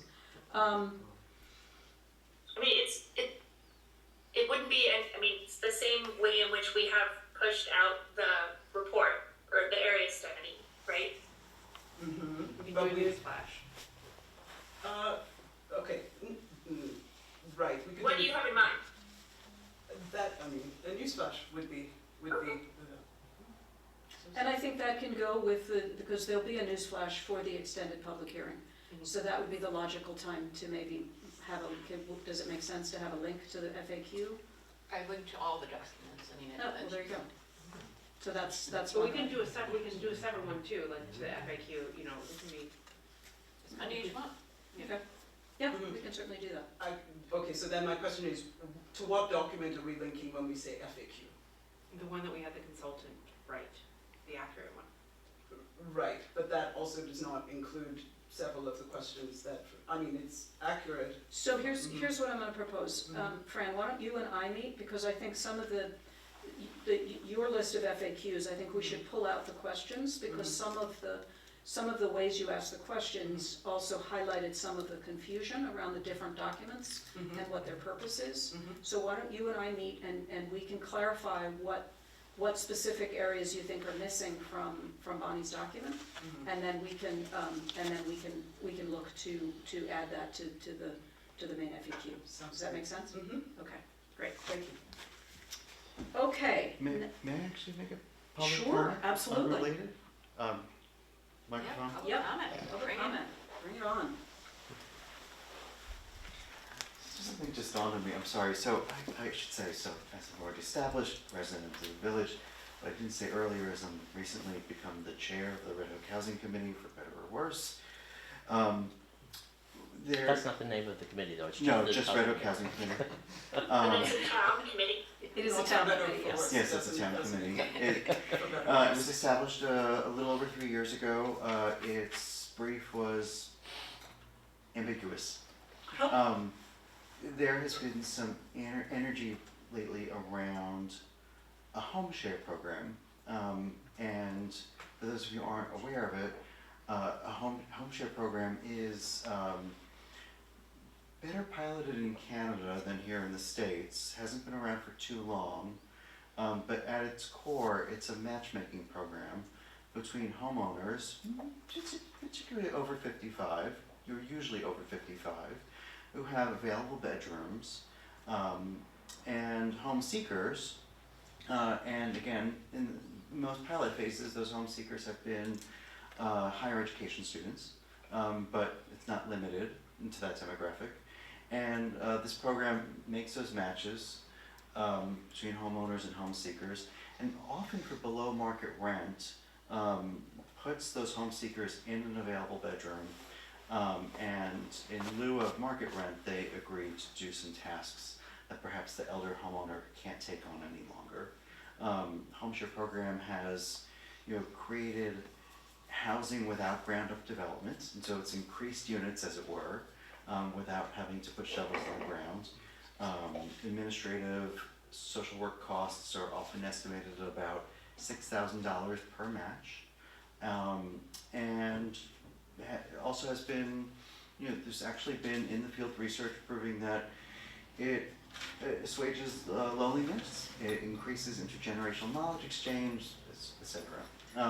The only program in New York State that has been established so far outside of New York City is in Ulster County. The Housing Committee of Woodstock first initiated it, and it was taken over by Family of Woodstock, and they've just completed their 16th or 17th housing match. It was recently nicely written up in chronogram, comprehensively, accurately, and I've been in touch with the program director, Janice Lamato, and we have a very nascent idea that perhaps that program can be extended to the side of the river. I wanted just to mention that to you all, just to socialize the program's existence, and that there's earnest interest among the committee members, a very interesting, fascinating group of people who represent everything from artistic creativity to insane due diligence. And so I think that you have this broad, even though our numbers are small, our diversity is broad, and that we all kind of are pouring our hearts into it means something valid about this. But I did want to make you aware of it, and I also just wanted to make myself available to you, after hours to field questions and also make introductions. I'm sort of building bridges with Hudson River Housing, with Chris Drago, with Janice herself, and because I think the more people who are aware of this, before an inception of even anything, the better hatched it will be. I'm mentioning it now because, tonight's conversation thus far has all been about units of housing and how to create more of them, and it seems like this is a secondary but incredibly smart way to do it, in the absence of grants, shovels, and so forth. Yes, Tony? You mentioned that it's written up in chronograph, is that what you said? Yes, the Arts magazine. Can you send a copy of that to us? That we You can pick review? one. I can, It's free everywhere. Taste buds. Tony, you can get it at the at Dan Bud's, Taste Buds, or they usually I right have- you walk in, they're everywhere. but I don't know if it's still in this Oh, issue. this issue, I see. Okay, you have the link from my email from last week. Yeah, you see, look at it up Yes, online. You sent it to me, I sent it to you, we Yeah, exchanged, so, it just goes I around have and it, around. I will send it, I will send it out, yes. That's all. Thank you you. very Thank much, you, David. appreciate it. Okay, on to village business, we do actually have some additional business to get through. The first item, try not to cover my camera here. Before we get to the first item, I do actually, Sorry. this meeting is gonna go Do you on have a forever. giggle? Yes. It might get a little punchy, I think. I You do, don't have a camera. a tradition that the Village of Red Hook has had is in their minutes to leave a blank page for an important person from our community who has passed. And I think that it would be very appropriate for us to leave a blank page for George Verrilli, who died on December 5th, 2025. He was born July 20th. Oh, on my notes I have 1029, that would be 1929, not 1029. George Verrilli had a 50-year career as an obstetrician and gynecologist here in northern Dutchess County. I think there are a lot of people who live here who say they were, that he was present at their birth. His obituary shares that he was the founder of the Red Hook Community Center, which stands as a testament to George's commitment and dedication to building and supporting community through service and compassion, and is an institution he hoped would continue to serve his community well beyond his lifetime. I believe a year ago, it's either a year ago or I think it was last year, they dedicated the main room in the community center, and they have renamed it the Verrilli Auditorium Help or me, something. auditorium, thank you. George had a lifelong passion for automobiles. He had a collection of antique, classic, and modern automobiles. He and his cars were frequent participants in local parades. Memorial Day Parade, if you saw some ancient cars going through, those were probably, some of them were certainly George's. He was active in local real estate, taking on new construction and rehabilitation projects, including Red Hook's Chocolate Factory. From the redhookchocolatefactory.com website, quote, "The building was abandoned in the early 80s, and in 1995, the chocolate factory was resurrected by Dr. George Barilli and made into office and retail space." I think there's also a story that one of the things he wanted out of that space was a place for his cars. So I think there's a section of the chocolate factory that was reserved for many of his cars. But the Some of them are still there. Yeah. and some of them I'm sure are still there. The vibrancy of the chocolate factory today, we can trace back to George Barilli's vision for that building, because it had been abandoned for quite some time. The village of Red Hook has been significantly impacted in so many ways by the life and work of Dr. Barilli. May he rest in peace. So that was the thing that's not on the agenda that I wanted to make sure that I shared. Thank you. The next item is, every year we are required to do an audit of the court financial statements. As, for those of you who've never been to court, if it's traffic court, for example, there's often a fine. You need to pay that fine. That fine goes to our village justice accounts. Each justice writes a check to the village. It gets reported to the state. The state had some of the fees that are paid or penalties go to the state, and so we then write a check to the state for their portion of it. You all approved Lori Doty performing this audit. What you have in your packet is her audit this is fiscal year ending May 31st, 2025. There were just a couple of findings related to deposits that were not made within the 72 hours of receipt.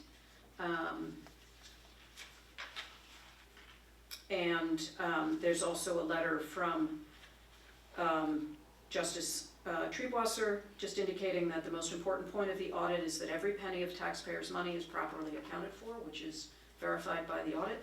There were 11 items deposited after the 72-hour guideline. This is 11 out of 679 total items deposited during the time period of the audit, meaning that just 1.6% of the items deposited were untimely. To ensure that this is not repeated, I have given staff written instructions that if a situation arises where they will not be able to make a deposit within 72 hours, they are to contact me immediately, and I will come in and make the deposit. Just to be clear, our courts are on Wednesday, and so 72 hours ends on Saturday, and so sometimes, and the office hours are generally Tuesday and Wednesday, so the timing doesn't always work out right, but this also gives you a sense of perspective. We as a board just need to accept this audit, so I would ask for a motion to accept the financial audit for the judicial financial audit. So moved? Thank you, Mel Corca. Second? Second. Thank you, Tony. All in favor? Aye. Aye. Thank you. Next item on the agenda is ADP Enhanced Report. So the New York State local retirement system requires a monthly report from us. It is a reasonably cumbersome process right now. It also requires data entry from information that we have through ADP that then gets put into another document, which then gets submitted to the state. ADP will create a custom document for us for $1,000, which is what this proposal is. What that will do is, that means that the report will be automatically generated through ADP, so there's no additional data entry that's required. So it will reduce the potential for human error, if you will. And this is a one-time flat fee, this is not a monthly fee. And so once it's set up, I have to say, I asked in different ways, this is the state of New York, why doesn't this report already exist? For whatever reason, it does not. And it will cost us $1,000 to have them set up that report. I think it is very much worth the worth the cost of doing that. It will make the process of reporting on, the required reporting for retirement much more efficient. So I would ask for a motion to authorize me to sign the contract for this work. So moved. Thank you. Second, I mean, I'm happy to answer questions before we go to motion if need be. This is being set up so it can automatically generate this report moving forward? Absolutely, yes. That's why I say it's a one-time shot. Great. Second. Thank you. Any other questions? Hearing none, all in favor? Aye. Aye. Aye. Aye. Thank you. The next item on the agenda is Dutchess County Workers' Compensation Agreement. So we are part of a self-insured workers' compensation plan that Dutchess County administers. By design, it is required to be renewed every year. I will say that the cost of not doing this, because it's self-insured, all the municipalities that are involved have contributed to a pool. There's an expected amount of dollars that are used out of workers' compensation based on all kinds of things, all sorts of calculations, et cetera, about who's in the mix. If we were to leave this plan, we would have to pay in what they evaluate as the expected cost associated with any workers' compensation claims that have happened in the time that we are in there.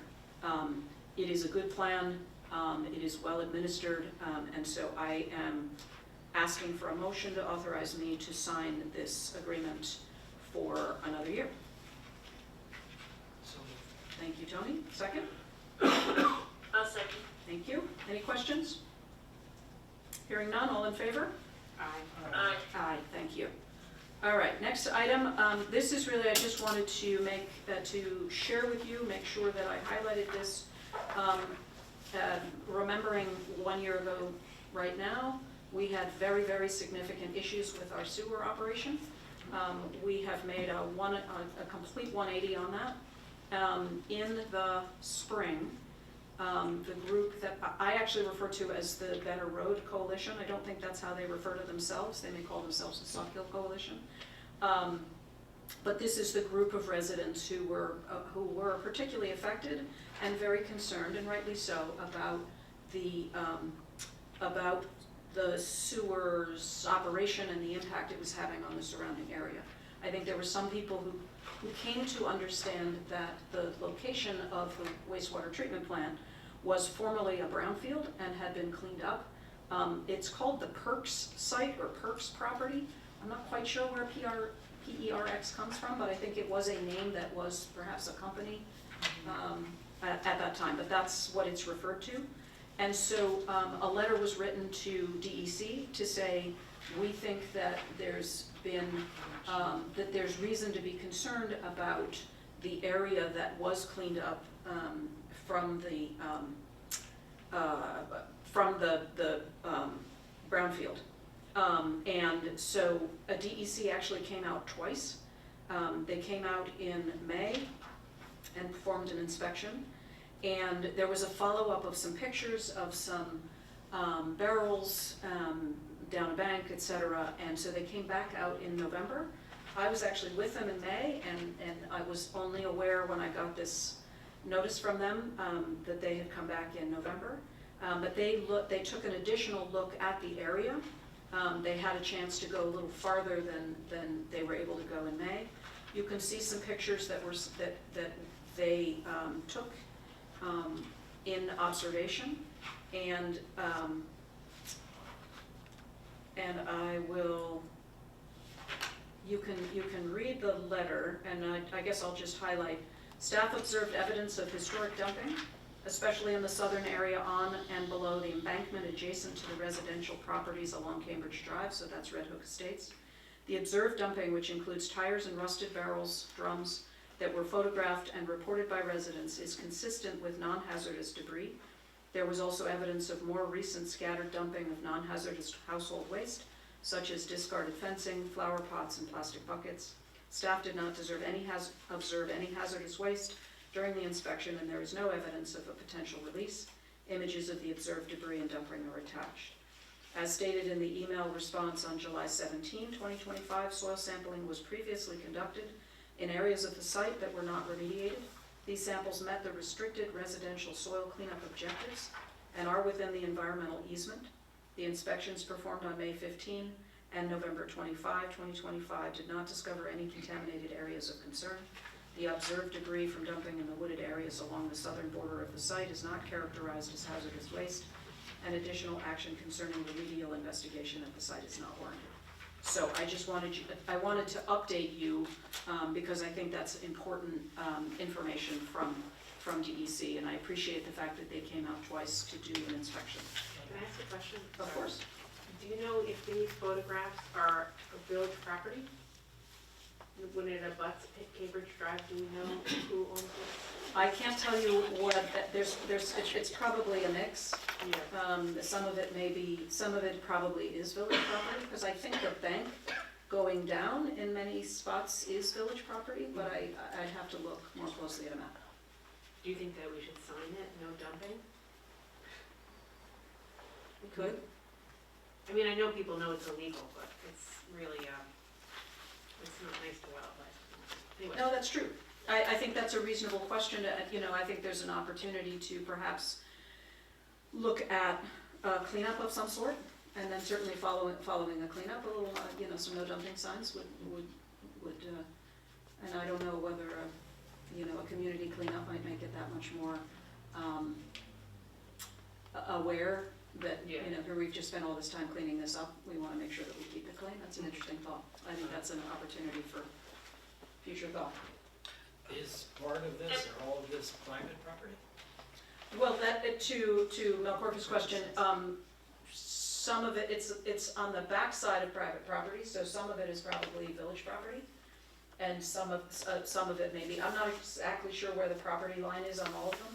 So some of these I'm sure are on village land, and some may still be in private property, but I think most of it's probably in village property. Village property, so to get out there and clean it up. It's not that easy to access, actually. The easiest way to access it is through people's backyards. It's down a hill behind people's backyards. But it's kind of a bad example. It's a bad example of what? Dumping, all these cans Yeah. and tires and everything else. And if it's illegal for private people to do it, But Well, I think I the think point that- is, This was not dumped by the village. The village is not it's dumping there, it. it's there. Yeah, I mean, yes, that is true. but this suggestion, I think, was a good one, that if it's a community-based cleanup effort, that may forestall the repetition so that we don't end up with the same situation. Right. For giving me. Can I just, Can, sorry, is there a Well, fine hang on, involved hang with this? Hang on. Amy, finish? Oh, sorry. I said, Tony, did you say something? Because it seemed like you did respond to something. No, I felt. Someone- Is there a Go fine ahead. involved with this, with the dumping or the littering? I don't know that we have that set up in the code. Okay. Oh, something That's for you to about- think about. We have to make our exit, but we wanted to say thank you for your time and everything. Well, just building on that, if you do, should Can I ask Ash to put no dumping signage on the PSC agenda for February 2nd? We can talk about it. Okay. I can't actually hear it if someone's. Sorry, speaking that or was, not. sorry, that Yeah, was, nice. I'm sorry. Ricky's was asking if it's a finable offense. Obviously, we need to see someone dumping in order to Yeah, they have to be fine. find them. And David Sokol is on the Public Spaces Committee, and we have a meeting in a couple of weeks. And so the question was, should we consider some signage out of that committee? Those are the two comments. I feel like if you put a sign and there's a fine, then people that live there are going to take the pictures and you'll be able to catch the call. There you go. Thank you, everyone. Assuming I can't. They were it's- saying that someone could assuming take a it's not them. picture and then of a sign, if it was up, and that then residents would maybe wanna catch the culprit. It all looks very old, a lot of it. Yeah, I think it's been there for a while. Or some, there seems to be But little isn't, bits. I think, Yeah. the second thing I was gonna say is that the larger point is simply that this is not evidence that the brownfield was inadequately cleaned up. Yeah. And I just wanted that to be, you know, asserted. Yeah. really. Yes, which is very positive, and that's positive news, and it was nice that, you know, residents were able to be concerned and contact the state agency and have it investigated. And there Absolutely. be a- Yeah, have them respond, it's great. Yeah. So the next item on the agenda is definitely not a happy one, but a reality. You have in your packet, I've pulled out the actual expenses for the sewer fund. This is the operating, well, of course it's the operating expenses. The original estimate of cost, the total was $91,481. So, and now that we are at a somewhat more stable operations, the best estimate we currently have is $215,000. So it is a very significant difference from what was originally estimated. I think in looking at it, one thing that doesn't appear to have been incorporated was acknowledging that we had an old plant that had limited, if any, maintenance done for a number of years. That certainly is part of the cost, but the other is the electric is more than double. Actually, it's almost triple. The pumping is significantly higher than was expected. And also the operations, the fact that we have sewer tanks throughout the village in each of these properties, those all need to be checked, they need to be pumped, and it doesn't appear in the original. I'm not sure how that was incorporated into the estimate of cost. If you look, so we started construction and we authorized construction in 2021, we started construction in 2022, and the project was completed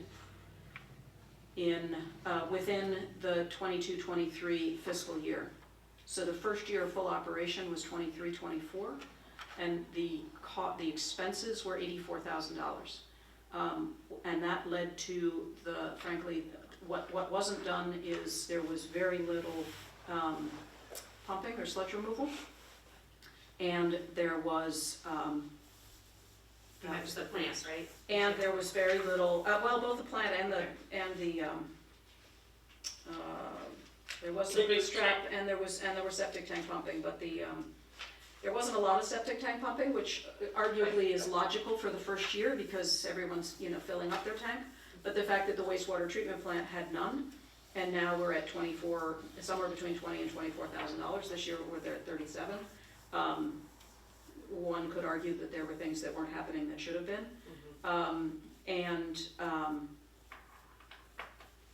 And obviously the electric was pretty high that year too. So it was this past year where we identified the fact that the plant was not being operated properly. And so we did a lot of maintenance. We brought in a lot of supplies. You'll see that in the numbers, the supplies at almost $25,000. And repairs and maintenance at almost $31,000. So again, last year was not the year to base what we think it's going to be, but in readjusting what it looks like, we have a USDA person who is in the process of looking at our electric use to see if there's a way that we can reduce our costs. The $36,000 is based on a projection of what it is so far. The sewer fund is meant to be funded by those who are on the sewer. So unfortunately, this means that we need to make an increase in our O&M sewer rates. And the process for doing that is we need to have a public hearing. We will have more, the other thing that the code, calls for, I guess is the right word, is that O&M use, thus your benefit unit determination is based on your water use. The original allocation of those benefit uses was based on prior use, and the goal was always to adjust it based on more current water use. So this will be a combination of adjusting based on more current water use. It's 12 months, an average of 12 months, right? And so that will make an adjustment up or down depending on people's water use. And also the rate per benefit unit will go up. So in one of the documents that was added to your packet, in order to pass the change, there's a resolution, but we need to have a public hearing. In order to have a public hearing, we, the board, need to set that public hearing. So there is a resolution to schedule the public hearing. The key item is the Board of Trustees is considering establishing an updated sewer O&M service charge of $178 per benefit unit per quarter. And that's the O&M service part, beginning with the March 2026 billing. This is proposing a public hearing to be scheduled for the February 9th, 2026 meeting.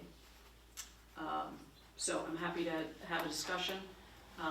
Again, the idea is for people to come and give their comments. And in the meantime, we will have a schedule of what that means, what that will look like for each of the properties. We don't have that tonight, but I did want to set the public hearing. What's the current amount? For O&M, Well, we're 100. establishing 178, what is the current amount? I think it's $100. That's a big jump. Yes, it is. That's why I showed you the first chart. The big jump in cost. And benefit unit is what, a house? It's, yes, it's defined by an average of 150 gallons per day is assumed to be an average household. And so a benefit unit is defined as 150 gallons per day usage on average. So the cost. So if you use 200 78 times 4 per year? So it would be 178 per quarter. If you want to look at it biannual, yes, it would be times 4. It is a significant increase, there's no doubt. Let's set the hearing. Any other questions? Yeah, over here. Yes. Yeah. Excuse me if I didn't click the right link, but is there? Mary Beth? No. You're gonna need to speak into the microphone, because Amy can't hear you. Just speak into it, just speak into it. Excuse me if I didn't click on the right link, but is that the backup documentation that you're talking about in one of these links? So or it how would be, well the rates were fit? You were throwing out a lot of numbers. it would be, I don't know if it's on the, It's not linked. it's not linked, It's not actually. linked. I can give you a copy. That'd be great. Yep. It's literally taking the actual expenses from the sewer fund that have been reported. If you look at, sure it's on the website somewhere, the last year's budget, I have history when I first present. So it's literally the actual expenses for the sewer fund and a projection of what we expect based on what we know now that we are operating the sewer fund Great. properly. If any financial documentation is handed out to the board, can that copy be sent to me as well? Sure. Thanks. Okay, any other questions? Oh, how will a person who wants to check how much it will go up for them, their individual household, how will they find that information? We will have a chart on the website. We will make sure that that's available. And where on the website? I'm just saying this, so that anyone's following and asking. I think we'll put it, we'll probably put it in, or at least link it in 2 places, I can imagine. One would be with the agenda, and the other would be on the, in the sewer department page. And not a newsflash? Newsflash, that makes more sense, newsflash. It can be a newsflash that will Or link to the all survey. 3 of those. All 3 of those places, yep. And just to, as a sewer customer, this is not fun news. But also, the system is for the health of everyone's water, and it is for the sustainability of the village. We bought our house knowing that we would be paying into it, so that's how it is, yeah. Yeah. And it's probably also worth stating that many of these things are either things that the folks who originally set it up couldn't anticipate, or just for whatever reason didn't. It's not entirely due to the earlier issues that we had last year with the. And I would also add some flavor to that in that some of the issues that we had were not anticipated. Oh yeah, no, I just wanted to be clear that it was. The other thing that's really interesting is when you have a system, so what we have is a package plant, so it comes sort of, here's the whole thing. When they set it up in their factory, it'll function perfectly. But when you put it in the ground settles a little bit, you have all the other factors, and what the influent, what's coming in isn't exactly what you tested it by. There are a lot of other factors that become variables that you can't necessarily know before it is happening.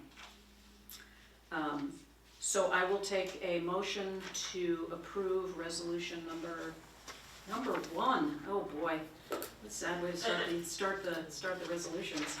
To set the I'll public, make the motion. to set the public hearing for February 9th. Thank you. Amy, second. I'll second. Thank you, Fran. All in favor? Aye. Aye. Johnny? We don't have that resolution here though, right? It was one of the additional pages that you were given. It's hanging loose. Do you want it? Aye. Here you go. Okay, thank you. The next item is related to snow clearing and salt removal fee schedule. Since we passed the resolution at our December 8th meeting, we've had several snowstorms, and we have sent out several invoices. We have received several comments, complaints, concerns, and I know the woman who was going to speak has expressed her concern and frustration.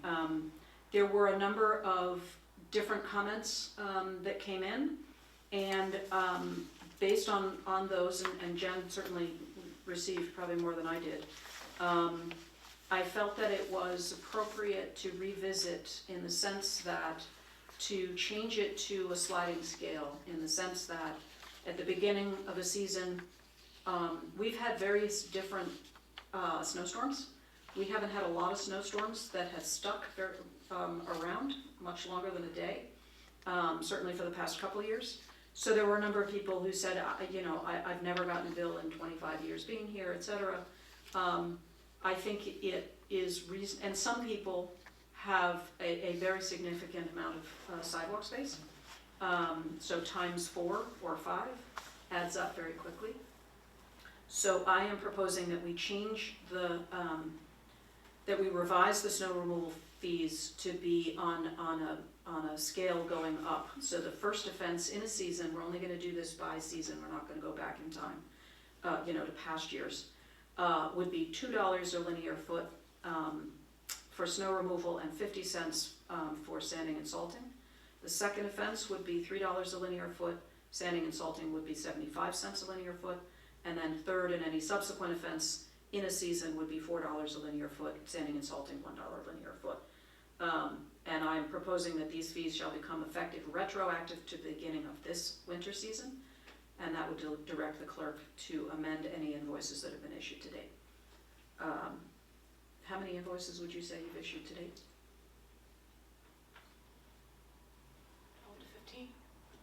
12 to 15, in case you didn't hear that.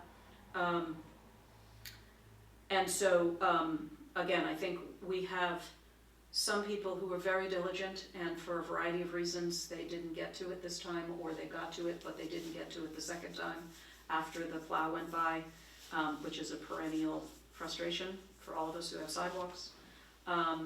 There are others who might have been away.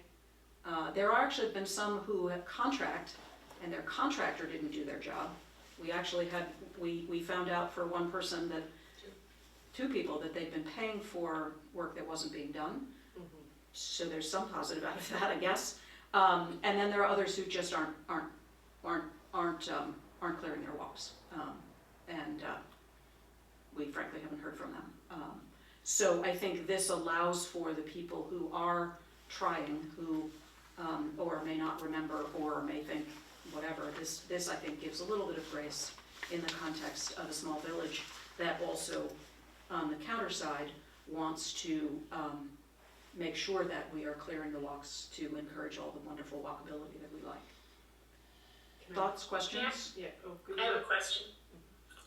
Well, I have two questions. But the first one is salting and sanding. We did not discuss previously, and I am wondering, the way it's set up, it sounds like that happens at a separate time. Are sidewalk owners aware that the snow might be clear, but that doesn't mean it's clear? Because that's what this resolution implies. So, just to clarify, our resolution in December included $1 for sanding and salting. Oh, okay. My bad for not remembering it. I apologize. But are there scenarios where someone would have removed the snow, but then the village is charging them for salting and sanding because the village determines there is ice? Or how does that happen? There are times when if someone hasn't removed their snow, it is so cold that it has frozen, and so it's impossible to remove the snow without salting and sanding. Okay, So it gets that's salted fine. and sanded, and sometimes that'll remove everything, and sometimes, it just traces. they need to go back and remove the snow also. So perhaps we should explain that in the resolution, or maybe we don't need to, but it seems to me that since we're listing them as separate, homeowners should know when one gets invoked or not. I don't know. And I don't know if there's a hard and fast rule, but if there is, It's really, and again, the reason why we added sanding and salting is because the cost of salt and sand has gone up dramatically. I'm not questioning whether or not we should charge, just to be clear. I guess the notion was to separate them because they're not, sometimes you might just have snow removal, sometimes you might just get salting, and sometimes you might get both. Can you say, Jen, if we've had some with both, have any with just salt? Not this season, but I know last year, there were times when it sidewalks turned into a sheet of ice. And Probably from melting and then it turned to a sheet of It ice? was crazy that one year. It was like just I straight hear- ice. I You hear remember? it was all- Oh, yeah, it could have been just ice. We might have had an ice storm. So it could be an ice storm. But should we not, I don't know, I don't have sidewalk, right? But if I did It have says for the sidewalk, safety I'd and wanna know security in a time what when triggered Yeah. where I did it. My second question is simply, we had in December stated it to be as simple as possible. I just want to make sure that DPW and Jen's time that it would take to make this sliding and tracking it is acknowledged. I understand that it may not be a lot of time, but, just so that we somewhere acknowledge that. And I appreciate that, and obviously directing Jen to go back and re-invoice is additional work. I will say the amount of time that she and I spent Talking to folks, talking I'm to sure. people. I think this is an opportunity to show that we are listening, and that I do actually think that this is an appropriate amendment to acknowledge a number of the people who have reached out, and I also think this is a way to apply that evenly and fairly, and not say, well, ooh, you've got a good story, so we'll reduce yours, but no, we'll leave yours. So I think this is the way to make it even and fair, and to acknowledge those who have actually reached out. Can I? Yeah, I'm not opposed to One acknowledging it sec. or making it fair. Mel Corca first. Are you done, Amy? Are you finished? Are you finished? Are you So you've finished? got to speak into your microphone. No, I can hear. I just thought you asked me to stop talking. No, are you finished? I said, are you finished? All I was saying was that I agree with fairness and being responsive. I just wanted to acknowledge their time. Amazing. I had two comments. One was the same thing that Amy covered, is it gonna be a burden for the clerk's office to do that sort of thing? But I'm guessing if it's only 15, you can go through, you can make a table that you can check. Yeah, it's just, It'll be work on your end, yes, but it's work fielding calls from people. right. The- But this is not, this feels to me, again, I am not a voting member. Yeah. But this is not, we're not in the business of making money. Yeah. Right? Like, it's not like a money grab. No. This is just a way to remind people, oh, by the way, this, you forgot, oopsie daisy, and it gives them a couple, strikes, right? Yeah. Before it gets really heavy. So my second comment, is that okay that are you gonna inspect that? I was just gonna say Jake's comment is, he would like people to do the work, we're Right, not yeah. looking to. Right, Totally. he's got Yes, plenty to do. The goal is to have no invoices. Right.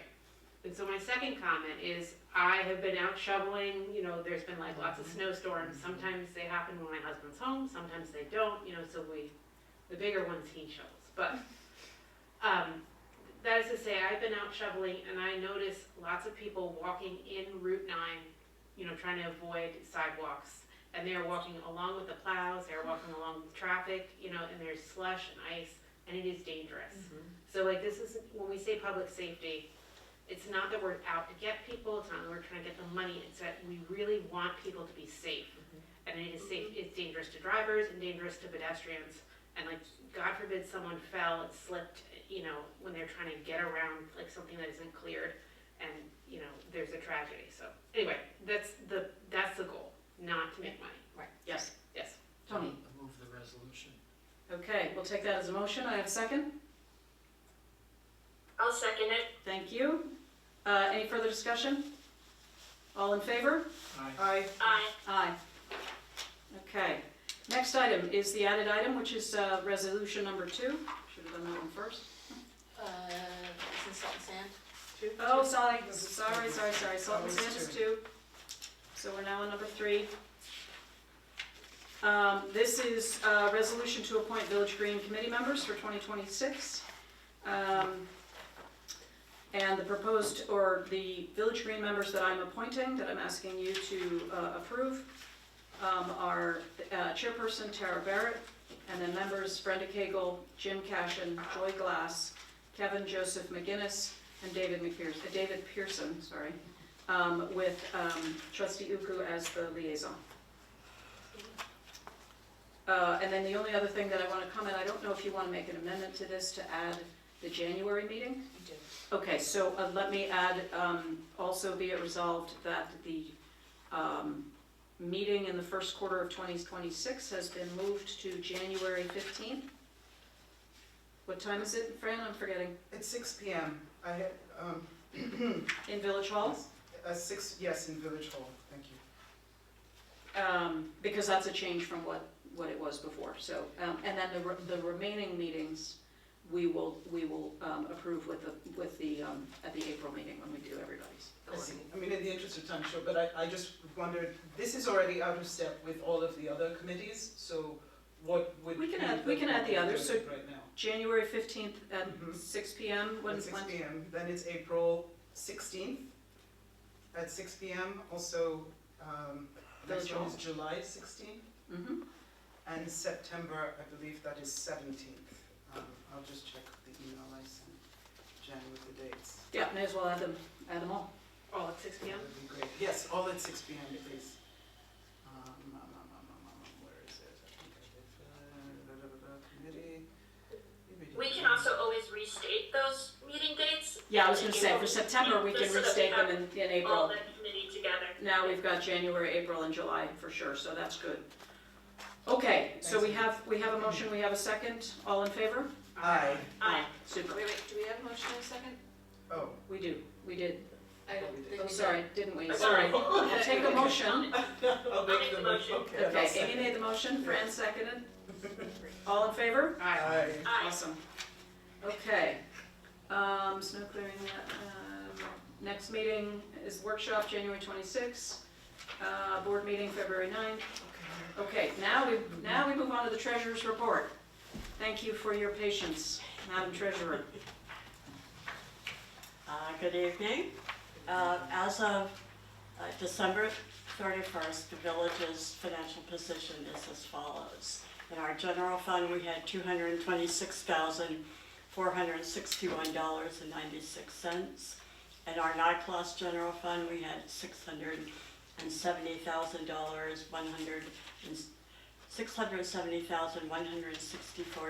$670,164.89.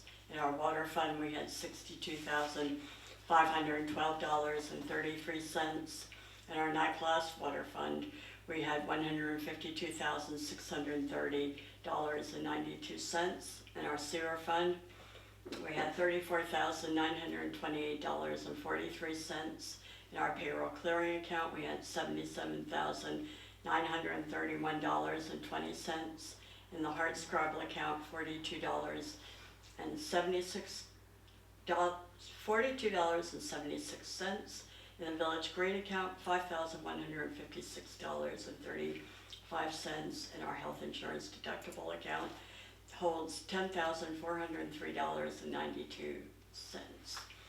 As for our reserve savings accounts, as of December 31st, in the fire departments, we had $10,661.70. In the police departments, $18,320.30. In our night-class USDA water reserve account, we had $149,812.60. In our USDA water reserve account, we had $7.93. In our highway reserve account, we had $611.75. In our snow reserve account, we had $3,520.20. In our tower reserve, we had $19,011.49. In the unemployment reserve holds $7,541.09. Our court reserve holds $3,540.72. And our office reserve holds $1,043.90. As for our monthly expenses in December, the general fund had $528,427.17. And there were 3 extraordinary expenses in the general fund. One was $130,124, and this was for paving for parts of Margaret and Cambridge Streets and Tower Drive, and this is fully refundable by CHIPS, and I've already submitted for reimbursement for that. $58,983 was our 2026 contribution to the State Retirement Fund, and $149,996 was our 2026 contribution to the Police Retirement Fund. As for our water fund, we had $43,257.98. Payroll clearing account had paper checks of $7,101.27, and the sewer fund had expenses of $36,291.70. Respectfully submitted. Thank you very much, Madam Treasurer. I'll take a motion to accept the Treasurer's report. So moved. Thank you, Tony. Second? I'll second. Thank you, Fran. All in favor? Aye. Aye. Thank you. Okay, and now we have all of our regular reports. Police report for the month of December, we had 315 incidents, 170 in the village of Red Hook, 133 in the town of Red Hook, and 12 in the village of Tivoli. 97 water tower security checks, uniform traffic tickets 63, 29 in the village of Red Hook, 29 in the town of Red Hook, and 5 in the village of Tivoli. Parking tickets, 5 in the village of Red Hook, none in the town of Red Hook, and 8 in the village of Tivoli. Arrests, there were 5, 2 in the village of Red Hook, 2 in the town of Red Hook, and 1 in the village of Tivoli. For fire, we actually have our fire incident reports for October, November and December. In November, there were, let me get the numbers right, 16 calls in the village, and there were 30, in December, there were 30 calls in the village. And that was actually 40 and 34% of the total calls for the fire company. So for the full year of 2025, the total number of incidents for the Red Hook Fire Company were 1,060, and of those, 284 were in the village of Red Hook. Can I clarify, that's not incidents for them, those are calls that are made? Right. that's very important clarification, thank you. These are calls, these are not the ones that they Because we don't get that information. we haven't, but we will. Actually, as of January 1st, there's a new software program that they have. They're actually required by state to use this system so that everybody's reporting on the same basis. Okay. So we will actually have the next, we'll see when I get it. It's gonna take them a minute to get it all working, but we will have more information in the report. So that is something to look forward to. Just a note that, for the year, of those 284 calls, 184 of them were EMS type calls, which is about 65% of the total calls. Okay, mayor's report. Red Hook Library, their December meeting was on December 18th. The budget was discussed and it was passed. There were some minor revisions that were made from what was presented in November. There was a discussion of the ebook overdrive spend. Red Hook, Mid-Hudson Library has flagged Red Hook due to not spending at the required rate. This is related to the allocation between Red Hook and Tivoli. The discussion that they had to reallocate that wasn't applied. The director was to follow up with the Mid-Hudson Library director. Part of the budget approval included having the children's librarian go from part-time to full-time. The board decided to elect officers in January. The budget is on target. They've hired a new accountant because their prior accounting firm was going out of the business of being accountants for libraries. The executive director reported that foot traffic was following normal patterns, meaning that it's gone down in the winter. They are working, their next project is an ADA compliant backdoor project, which is included in their 2026 budget, which is very positive. That's a tricky door, frankly. They will have trivia night on February 1st, for those who are excited about that. The board will have a 2-hour retreat prior to the trivia night. There is also an art display now on the 3rd floor, and their naturalist in residence is Randy German. And that's it for them. Their next meeting is January 15th at 6:30 in the library on the 3rd floor. Sauk Hill Watershed Community Advisory Council, they met on December 17th. Their application to Open Spaces Institute to be their financial sponsor has been approved. Next steps are to determine signatories and officers, and need for storage space, a bank account, PO box. Amanda Sandor, who was working on the website, ran into some issues. They've subsequently been resolved, but there was discussion around control of the website and the current webmaster. For anyone who deals with the website, make sure you're clear who owns it, and make sure it's the organization that whose website it is, because I've run into that issue as well. Final project event is planned for February. This is the final project to satisfy the Hudson River Foundation grant through Bard College. The event will include a Sauk Hill Watershed Community database unveiling and to celebrate 10 years of the Sauk Hill Watershed Community. It may also be a kickoff to fundraising for the future of Sauk Hill Watershed Community. They will be facilitating a kitchen table conversation for the town's comprehensive plan with a focus on water and water protection. That's going to be held on Thursday, January 22nd from 1 to 2:30 at the Red Hook Library. Next meeting is it's listed as Wednesday, January 28th, which I will have to confirm, but I think I got that right. Normally it's Thursday. Climate Smart Community Task Force, the task force met on December 2nd. We agreed that our next steps are to be 100% focused on gaining points for bronze certification. Betsy Brower, a member of the committee, will continue to work on a comprehensive vehicle list for the village in concert with a number of lists that we're now putting all together, which is great. I met with Michelle Gluck to discuss how she can help us towards certification. Michelle actually used to work for Cornell Cooperative Extension and did these projects for other communities. So we are fortunate to have her living in our village, and we talked about how she's going to help us get to certification.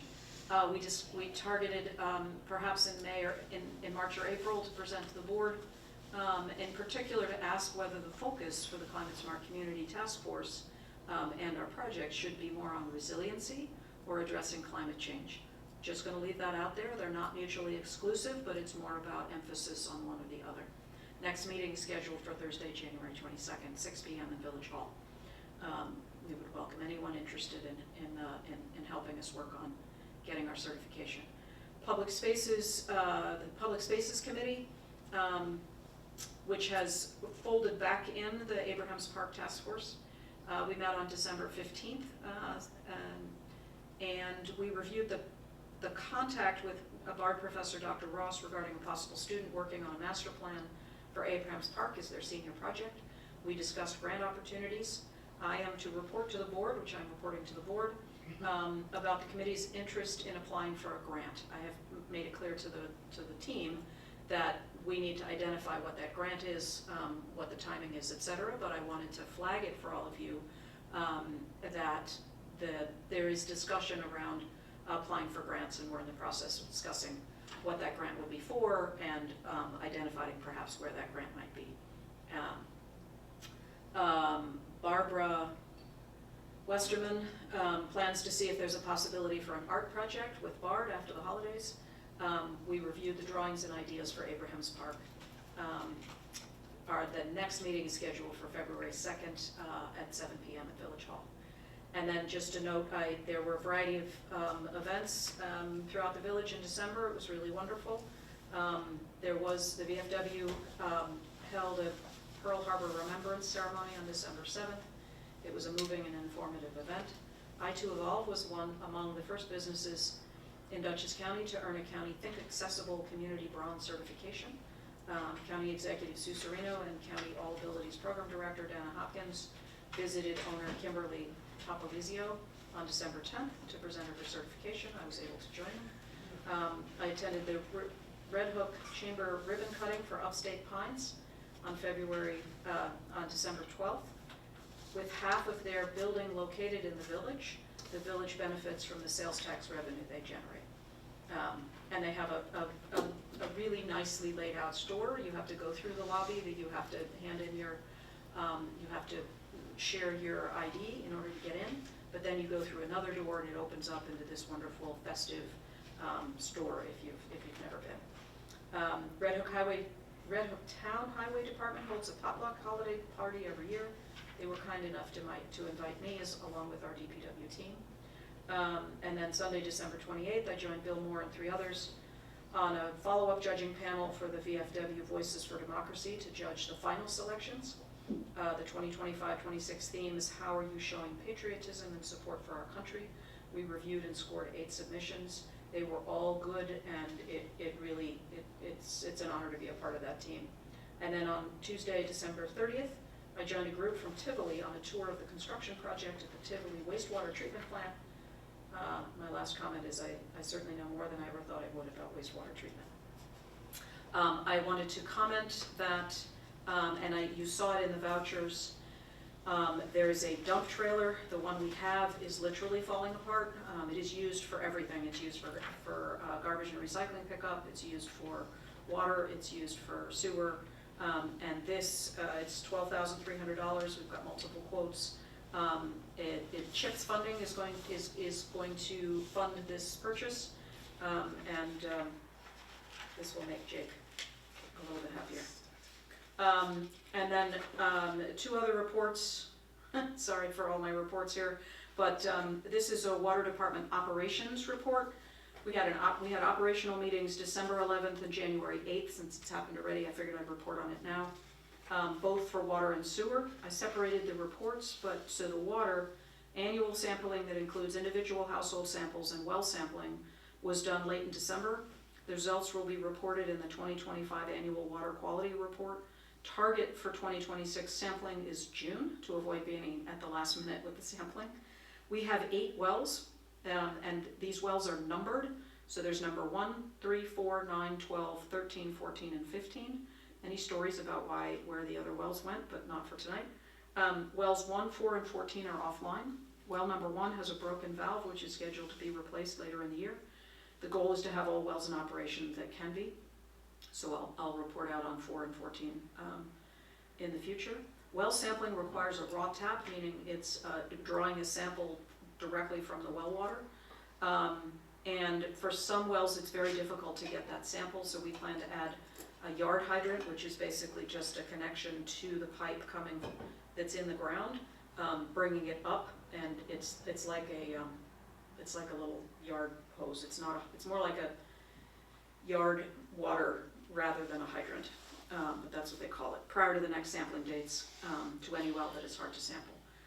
New York State has new requirements for lead and copper sampling, and I've directed Delaware Engineering to create a new sampling plan prior to our next annual sampling date. H2O uses a software platform called Waterly to maintain daily data from the water treatment plant. LJ, who is our laborer, who is our day-to-day operator for, who does the day-to-day work for the water treatment plant, is now connected and inputting data on a regular basis. He is now using a temporary laptop to see if that will facilitate his data entry. He found the iPad that H2O had difficult to work with, and so he was using his phone, which is also not easy to work with. So hopefully this laptop will be, will make it more efficient. If it is successful, we'll need to purchase a laptop for permanent placement at the water treatment plant. Water meters, we have been slowly replacing manual and radio read meters with cellular meters. The cellular meters allow us to read water use continuously. Property owners via an app or website are also able to see their continuous water use. We currently have 43, did I get that right? Because I had to redo it. It's either 43 or 48 cellular meters out of 882 total meters in our system. Sewer operations, the same meetings for water we had for sewer. Since early May, we have received one odor complaint tied to the wastewater treatment plant in November, which was due to a belt on the odor control having snapped. The belt was replaced that same day. We have received no odor complaints tied to the wastewater treatment plant since then. A complaint was received in December that upon this investigation was not due to the wastewater treatment plant. We had 2 incidents that required New York Alert notification, one on November 23rd and one on December 12th. The first was a discharge overflow that lasted about 4 hours. The second was an overflow of the EQ tank that discharged onto the surrounding ground.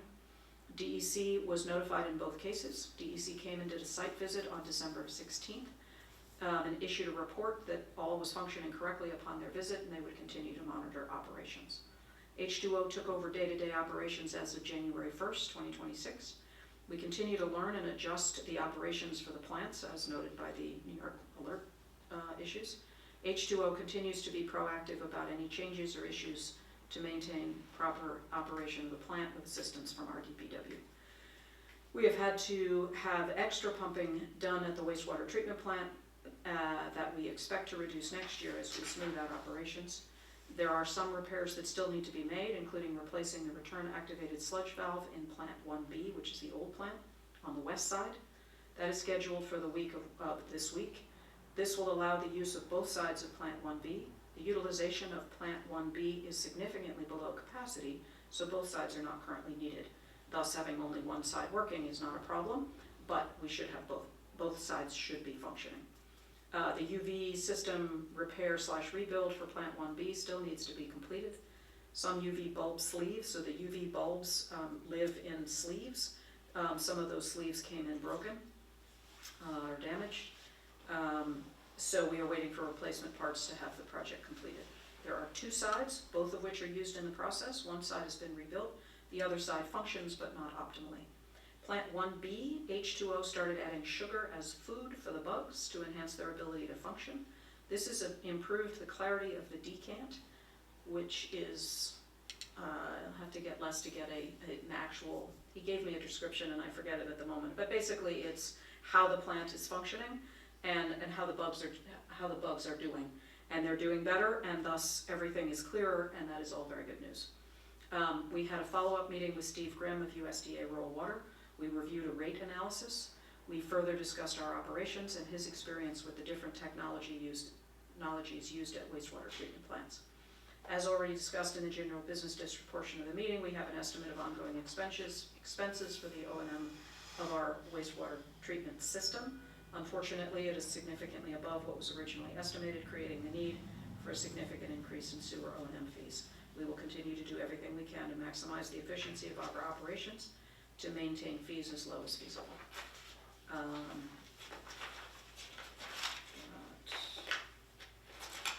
that. Just a note on the November wastewater report. The monthly average volume in plant 1A, which is the new plant, is just shy of 33,000 gallons a day. As a reminder, that plant has a capacity of 50,000 gallons a day, though you never want to be that for your average, because you go above that. 1B, the monthly average was just shy of 8,000 gallons a day. And in your packet, you have the lab reports, et cetera.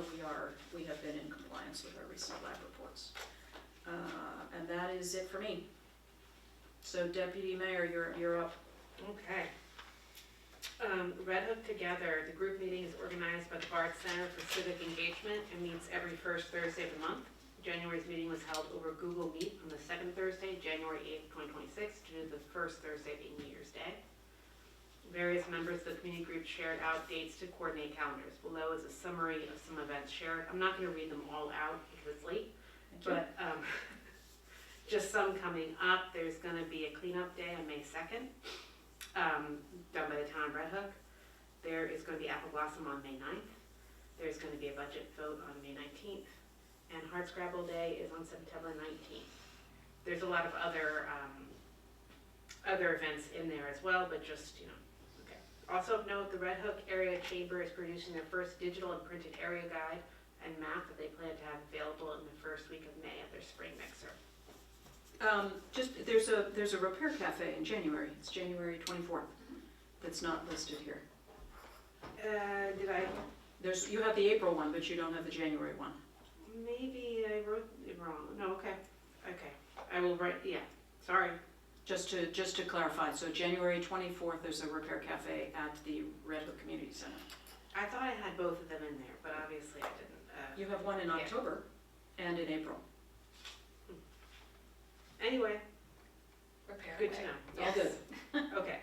Human Relations Committee Indigenous History Project. By mutual agreement, given historian Heather Bruegel's family and health issues, the scope of the Indigenous History Project has been curtailed. The village paid Bruegel a deposit of $1,000, which was a third of the total contract. The deposit is fair compensation for the work Bruegel was able to accomplish. The village is grateful for Bruegel's expertise. Her work will provide a foundation for any future development of this project. Town of Red Hook Comprehensive Plan. The town committee meets monthly from 7:30 to 9 p.m. on the fourth Tuesday at Town Hall. There was no meeting during the month of December. In my report, there's a couple links if you want to learn more about the process of the plan or get involved. Town of Red Hook Community Preservation Fund.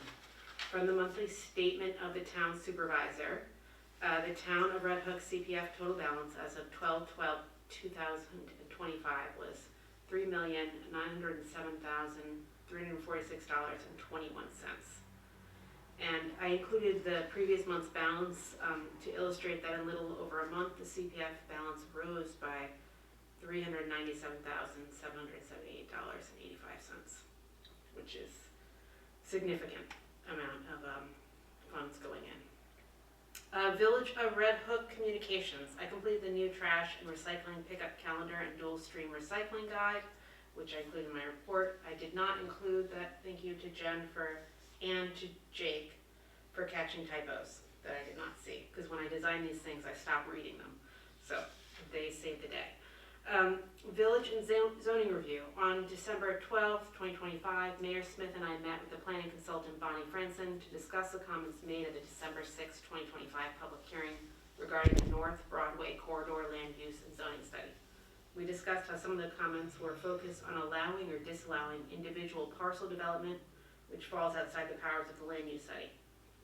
In order to ensure that the purpose and scope of the study was clear to the public, we requested that Franson draft a basic FAQ that could inform community members about why the board needed to pursue a comprehensive plan amendment before changing the zoning code, and for those concerned with the individual development projects, how they can make their objections heard during the official and public site review process. The FAQ prepared by Bonnie Franson is attached to my report. The comments were summarized in the minutes of the meeting posted online. I provide the link in my report, and are available in the full Panda video recording. I also included that link. And then planning, zoning, and building departments. For the month of December 2025, the building permits issued were 3, certificates of occupancy issued are 3, temporary certificates of occupancy 0, certificates of compliance 5, municipal searches 2, orders to remedy 0, staff work orders 2, 1 on 5 Elizabeth Street and 1 on 7 Smith Street. Elizabeth Street was remedied, Smith Street was open. Do not occupy notices in court appearance, there were 0 of those. There was 1 complaint at 34 Phillips Street to a dog barking that was remedied. And there was 1 fire inspection at 7460 South Broadway, the red again. The planning board actions at the December 11th, 2025 meeting, the site plan application for 31 East Market Street was tabled to January 8th, 2026. The site plan application and public hearing for 87 East Market Street was tabled to January 8th, 2026. The zoning board of appeals, December 18th meeting, area variance granted for the side yard setback for the construction of an addition for a small bathroom for the property located at 37 East Market Street. And for the month of December, is it called income? What do we?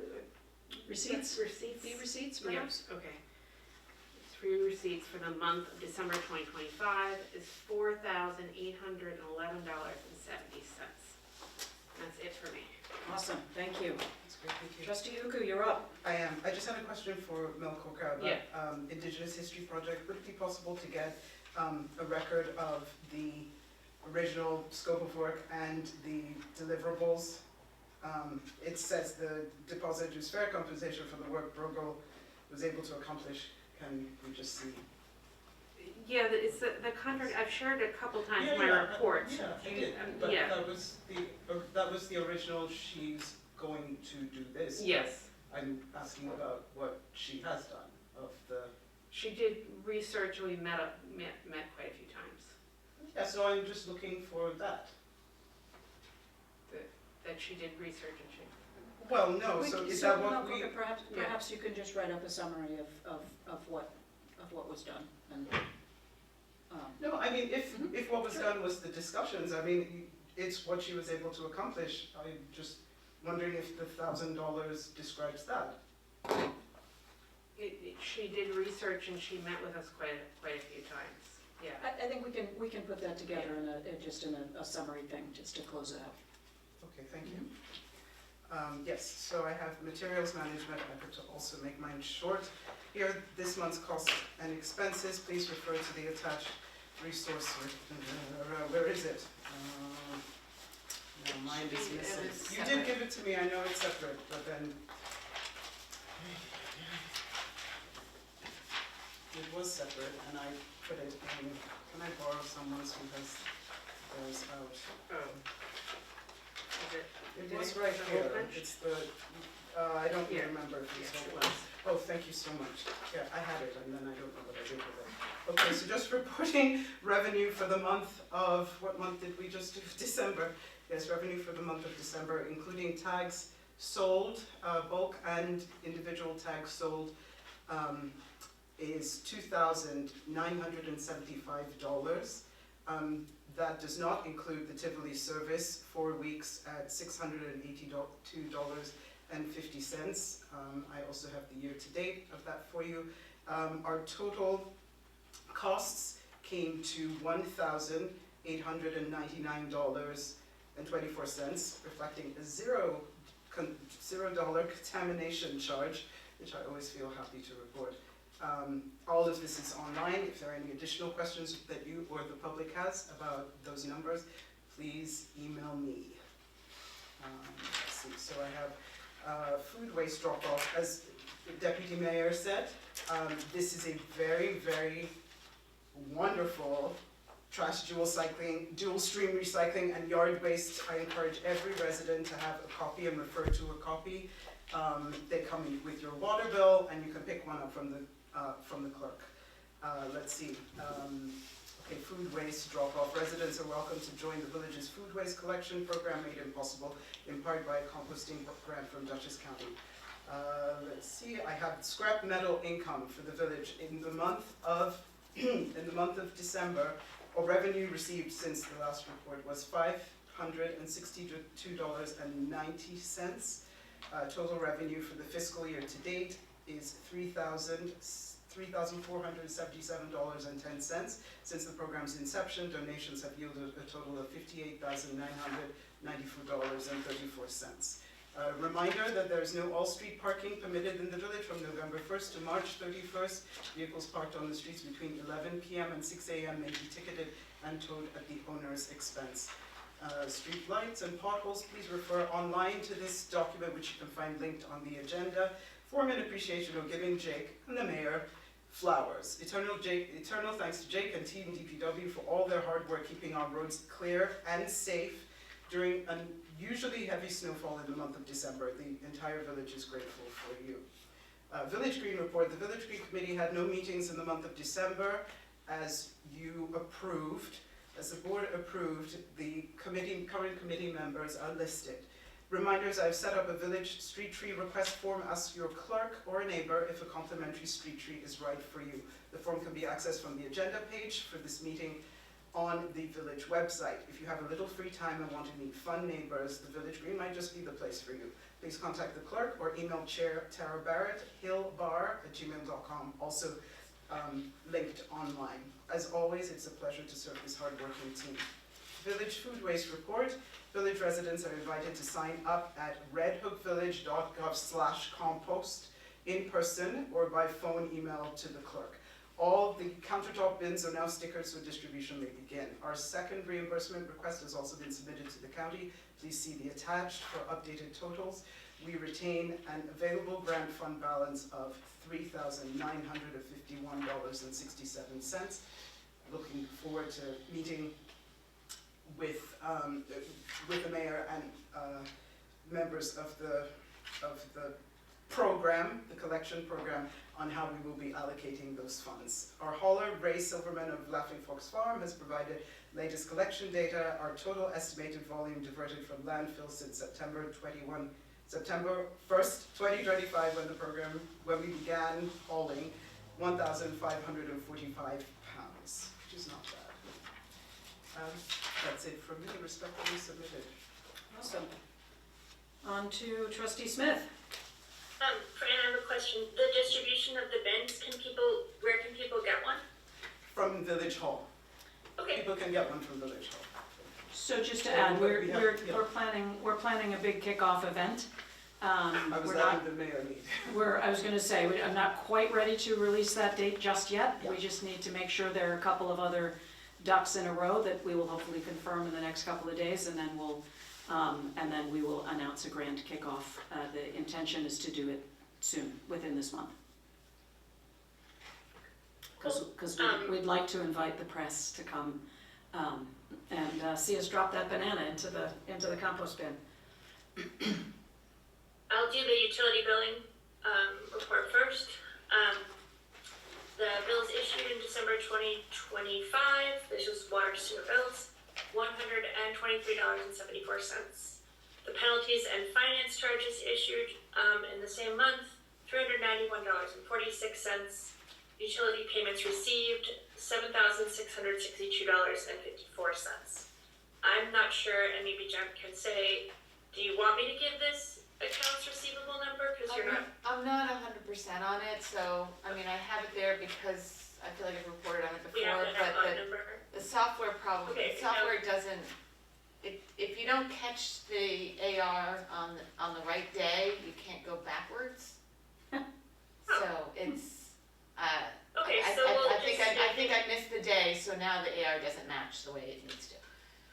Okay, well, we'll state that there's some question, $14,926.97. Yes. Thank People you. owe us money, period. Is it Yeah, estimated? basically, money is. Estimated. Yeah.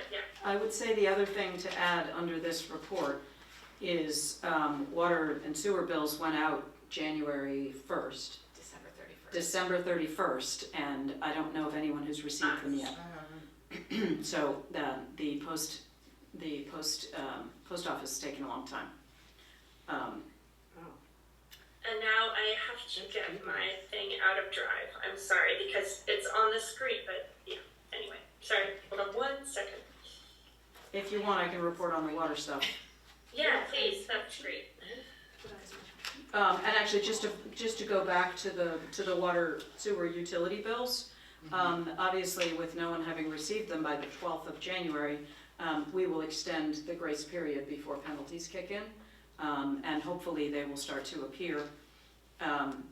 Jen did speak with the postmaster, Just a post office a worker. post office worker, who said, oh, you know, wait until the end of this week before you panic, but that's a long time to wait. But anyway, just an acknowledgement, if anyone wants to know what their water bill is, they can always call in or come in.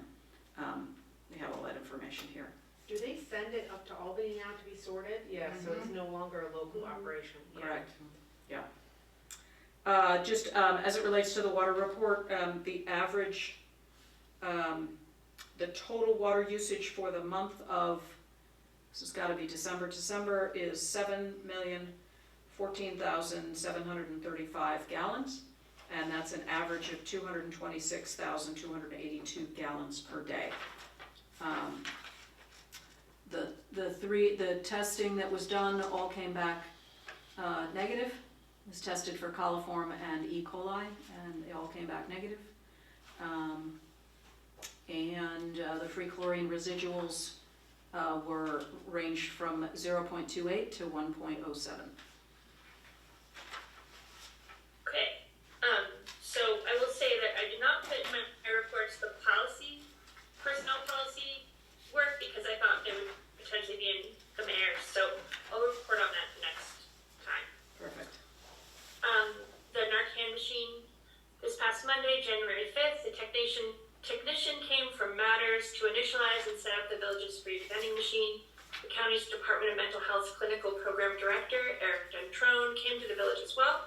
He, the mayor, and the village clerk worked together to stock the machine with Narcan kits. Fentanyl and xylazine testing strips will be added to the machine in a week to 10 days, as those supplies were delayed. Community members can now get free Narcan kits 24 hours a day, 7 days a week, from the vending machine located on the northern side of the kiosk at the front of the municipal parking lot. Anyone wishing to use the machine simply enters the code on the front of the machine. It says right there. To start the process, then put in your zip code and your birth year. It is wholly anonymous. And actually, just an update, you actually don't need to put in your zip code and birth year. All you need to do is put in the code that's listed on the machine, and then you just need to put in the item number. So each row has an item number on it, like 102, 104. You put in 104, and bang, it'll pop out. The sign that they gave us to post says that, okay, that's And maybe that's a setting that they need to do. They might want that, I don't know, that. I'll follow up. I just tried it myself, Yes. and you didn't need to put birth year and a zip code, so okay. just I FYI. think that, yeah, it's demographic data that Matters collects for their funders. But also to see, it doesn't matter if they're not going to collect it from us. They just said they were going to, so cool. As a reminder, vending machine and inventory codes are all supplied by Matters, a nonprofit organization that seeks to prevent opioid overdoses. When inventory is running low, the machine uses its own cellular connection to request supplies be mailed to the village hall. The mayor and the village clerk's office ensure that it is restocked. The only cost to the village is the minimal electricity the machine draws and that staff time to restock. December events were really great, as I'm sure many of you all agree. They were joined by many community members, myself included, thanks to all the organizations and individuals who made the December celebration so much fun in an otherwise very cold and snowy month. Grants. The village's proposal for a Greenway Compact grant was not chosen for funding in the fall round. Feedback from the committee indicated that the competition was keen and encouraged the village to reapply in the spring, noting that the full grant could be used for development of engineering and planning documents for the infrastructure improvements to support pedestrians. The original proposal included initial implementation. The spring round opens in late March with an April 24th deadline. This is a relatively simple adjustment. I'm talking with members of the Governor's Traffic Safety Committee about the 2026 traffic safety grants in anticipation of the village's need to purchase school speed zone signs that are enabled with that "your speed is" notification. These grants fund projects that address speeding as a safety concern, among other types of initiatives. The deadline grant is May 1st. To note, this is a state, so So it is for state roads, which 199 is a state road, which is why it's possible. And then the mayor and I submitted a budget adjustment for the language access grant, which is a MIG funding thing from the county. This adjustment precedes what will be the final quarter of spending to fulfill that grant's purpose of improving access to municipal services and information regardless of preferred language. And I will just add that, Karen, I just added the PSI meeting for February to my list. If they can, I may know better than they, or some of them, possible ways of funding, if they have stated projects they want, so I will come to help. I'm assuming, since you're the liaison, that wouldn't put more than 2 board members there, so. Correct. Oh, it's an open meeting anyway, but. That's true. Okay. That is true. Yes, it is actually David Sokol who's leading that charge, so, anyway, but yes, I figured I would, I'll reach out to him, I have it. can't hurt. He's got a list of grants. That's great. Anything else? For me? Yes, okay. All right, I think there are no budget adjustments for this evening. I need a motion to approve, to pay bills after audit. So moved. Thank you, Amy. Second? I'll second. Thank you, Mel Kurka. All in favor? Aye. Aye. Wonderful. I don't have any other business for anybody. Hearing none, I'll take a motion to adjourn. So moved. So moved. I feel like Tony. It's All in Tony's. favor? Aye. Aye.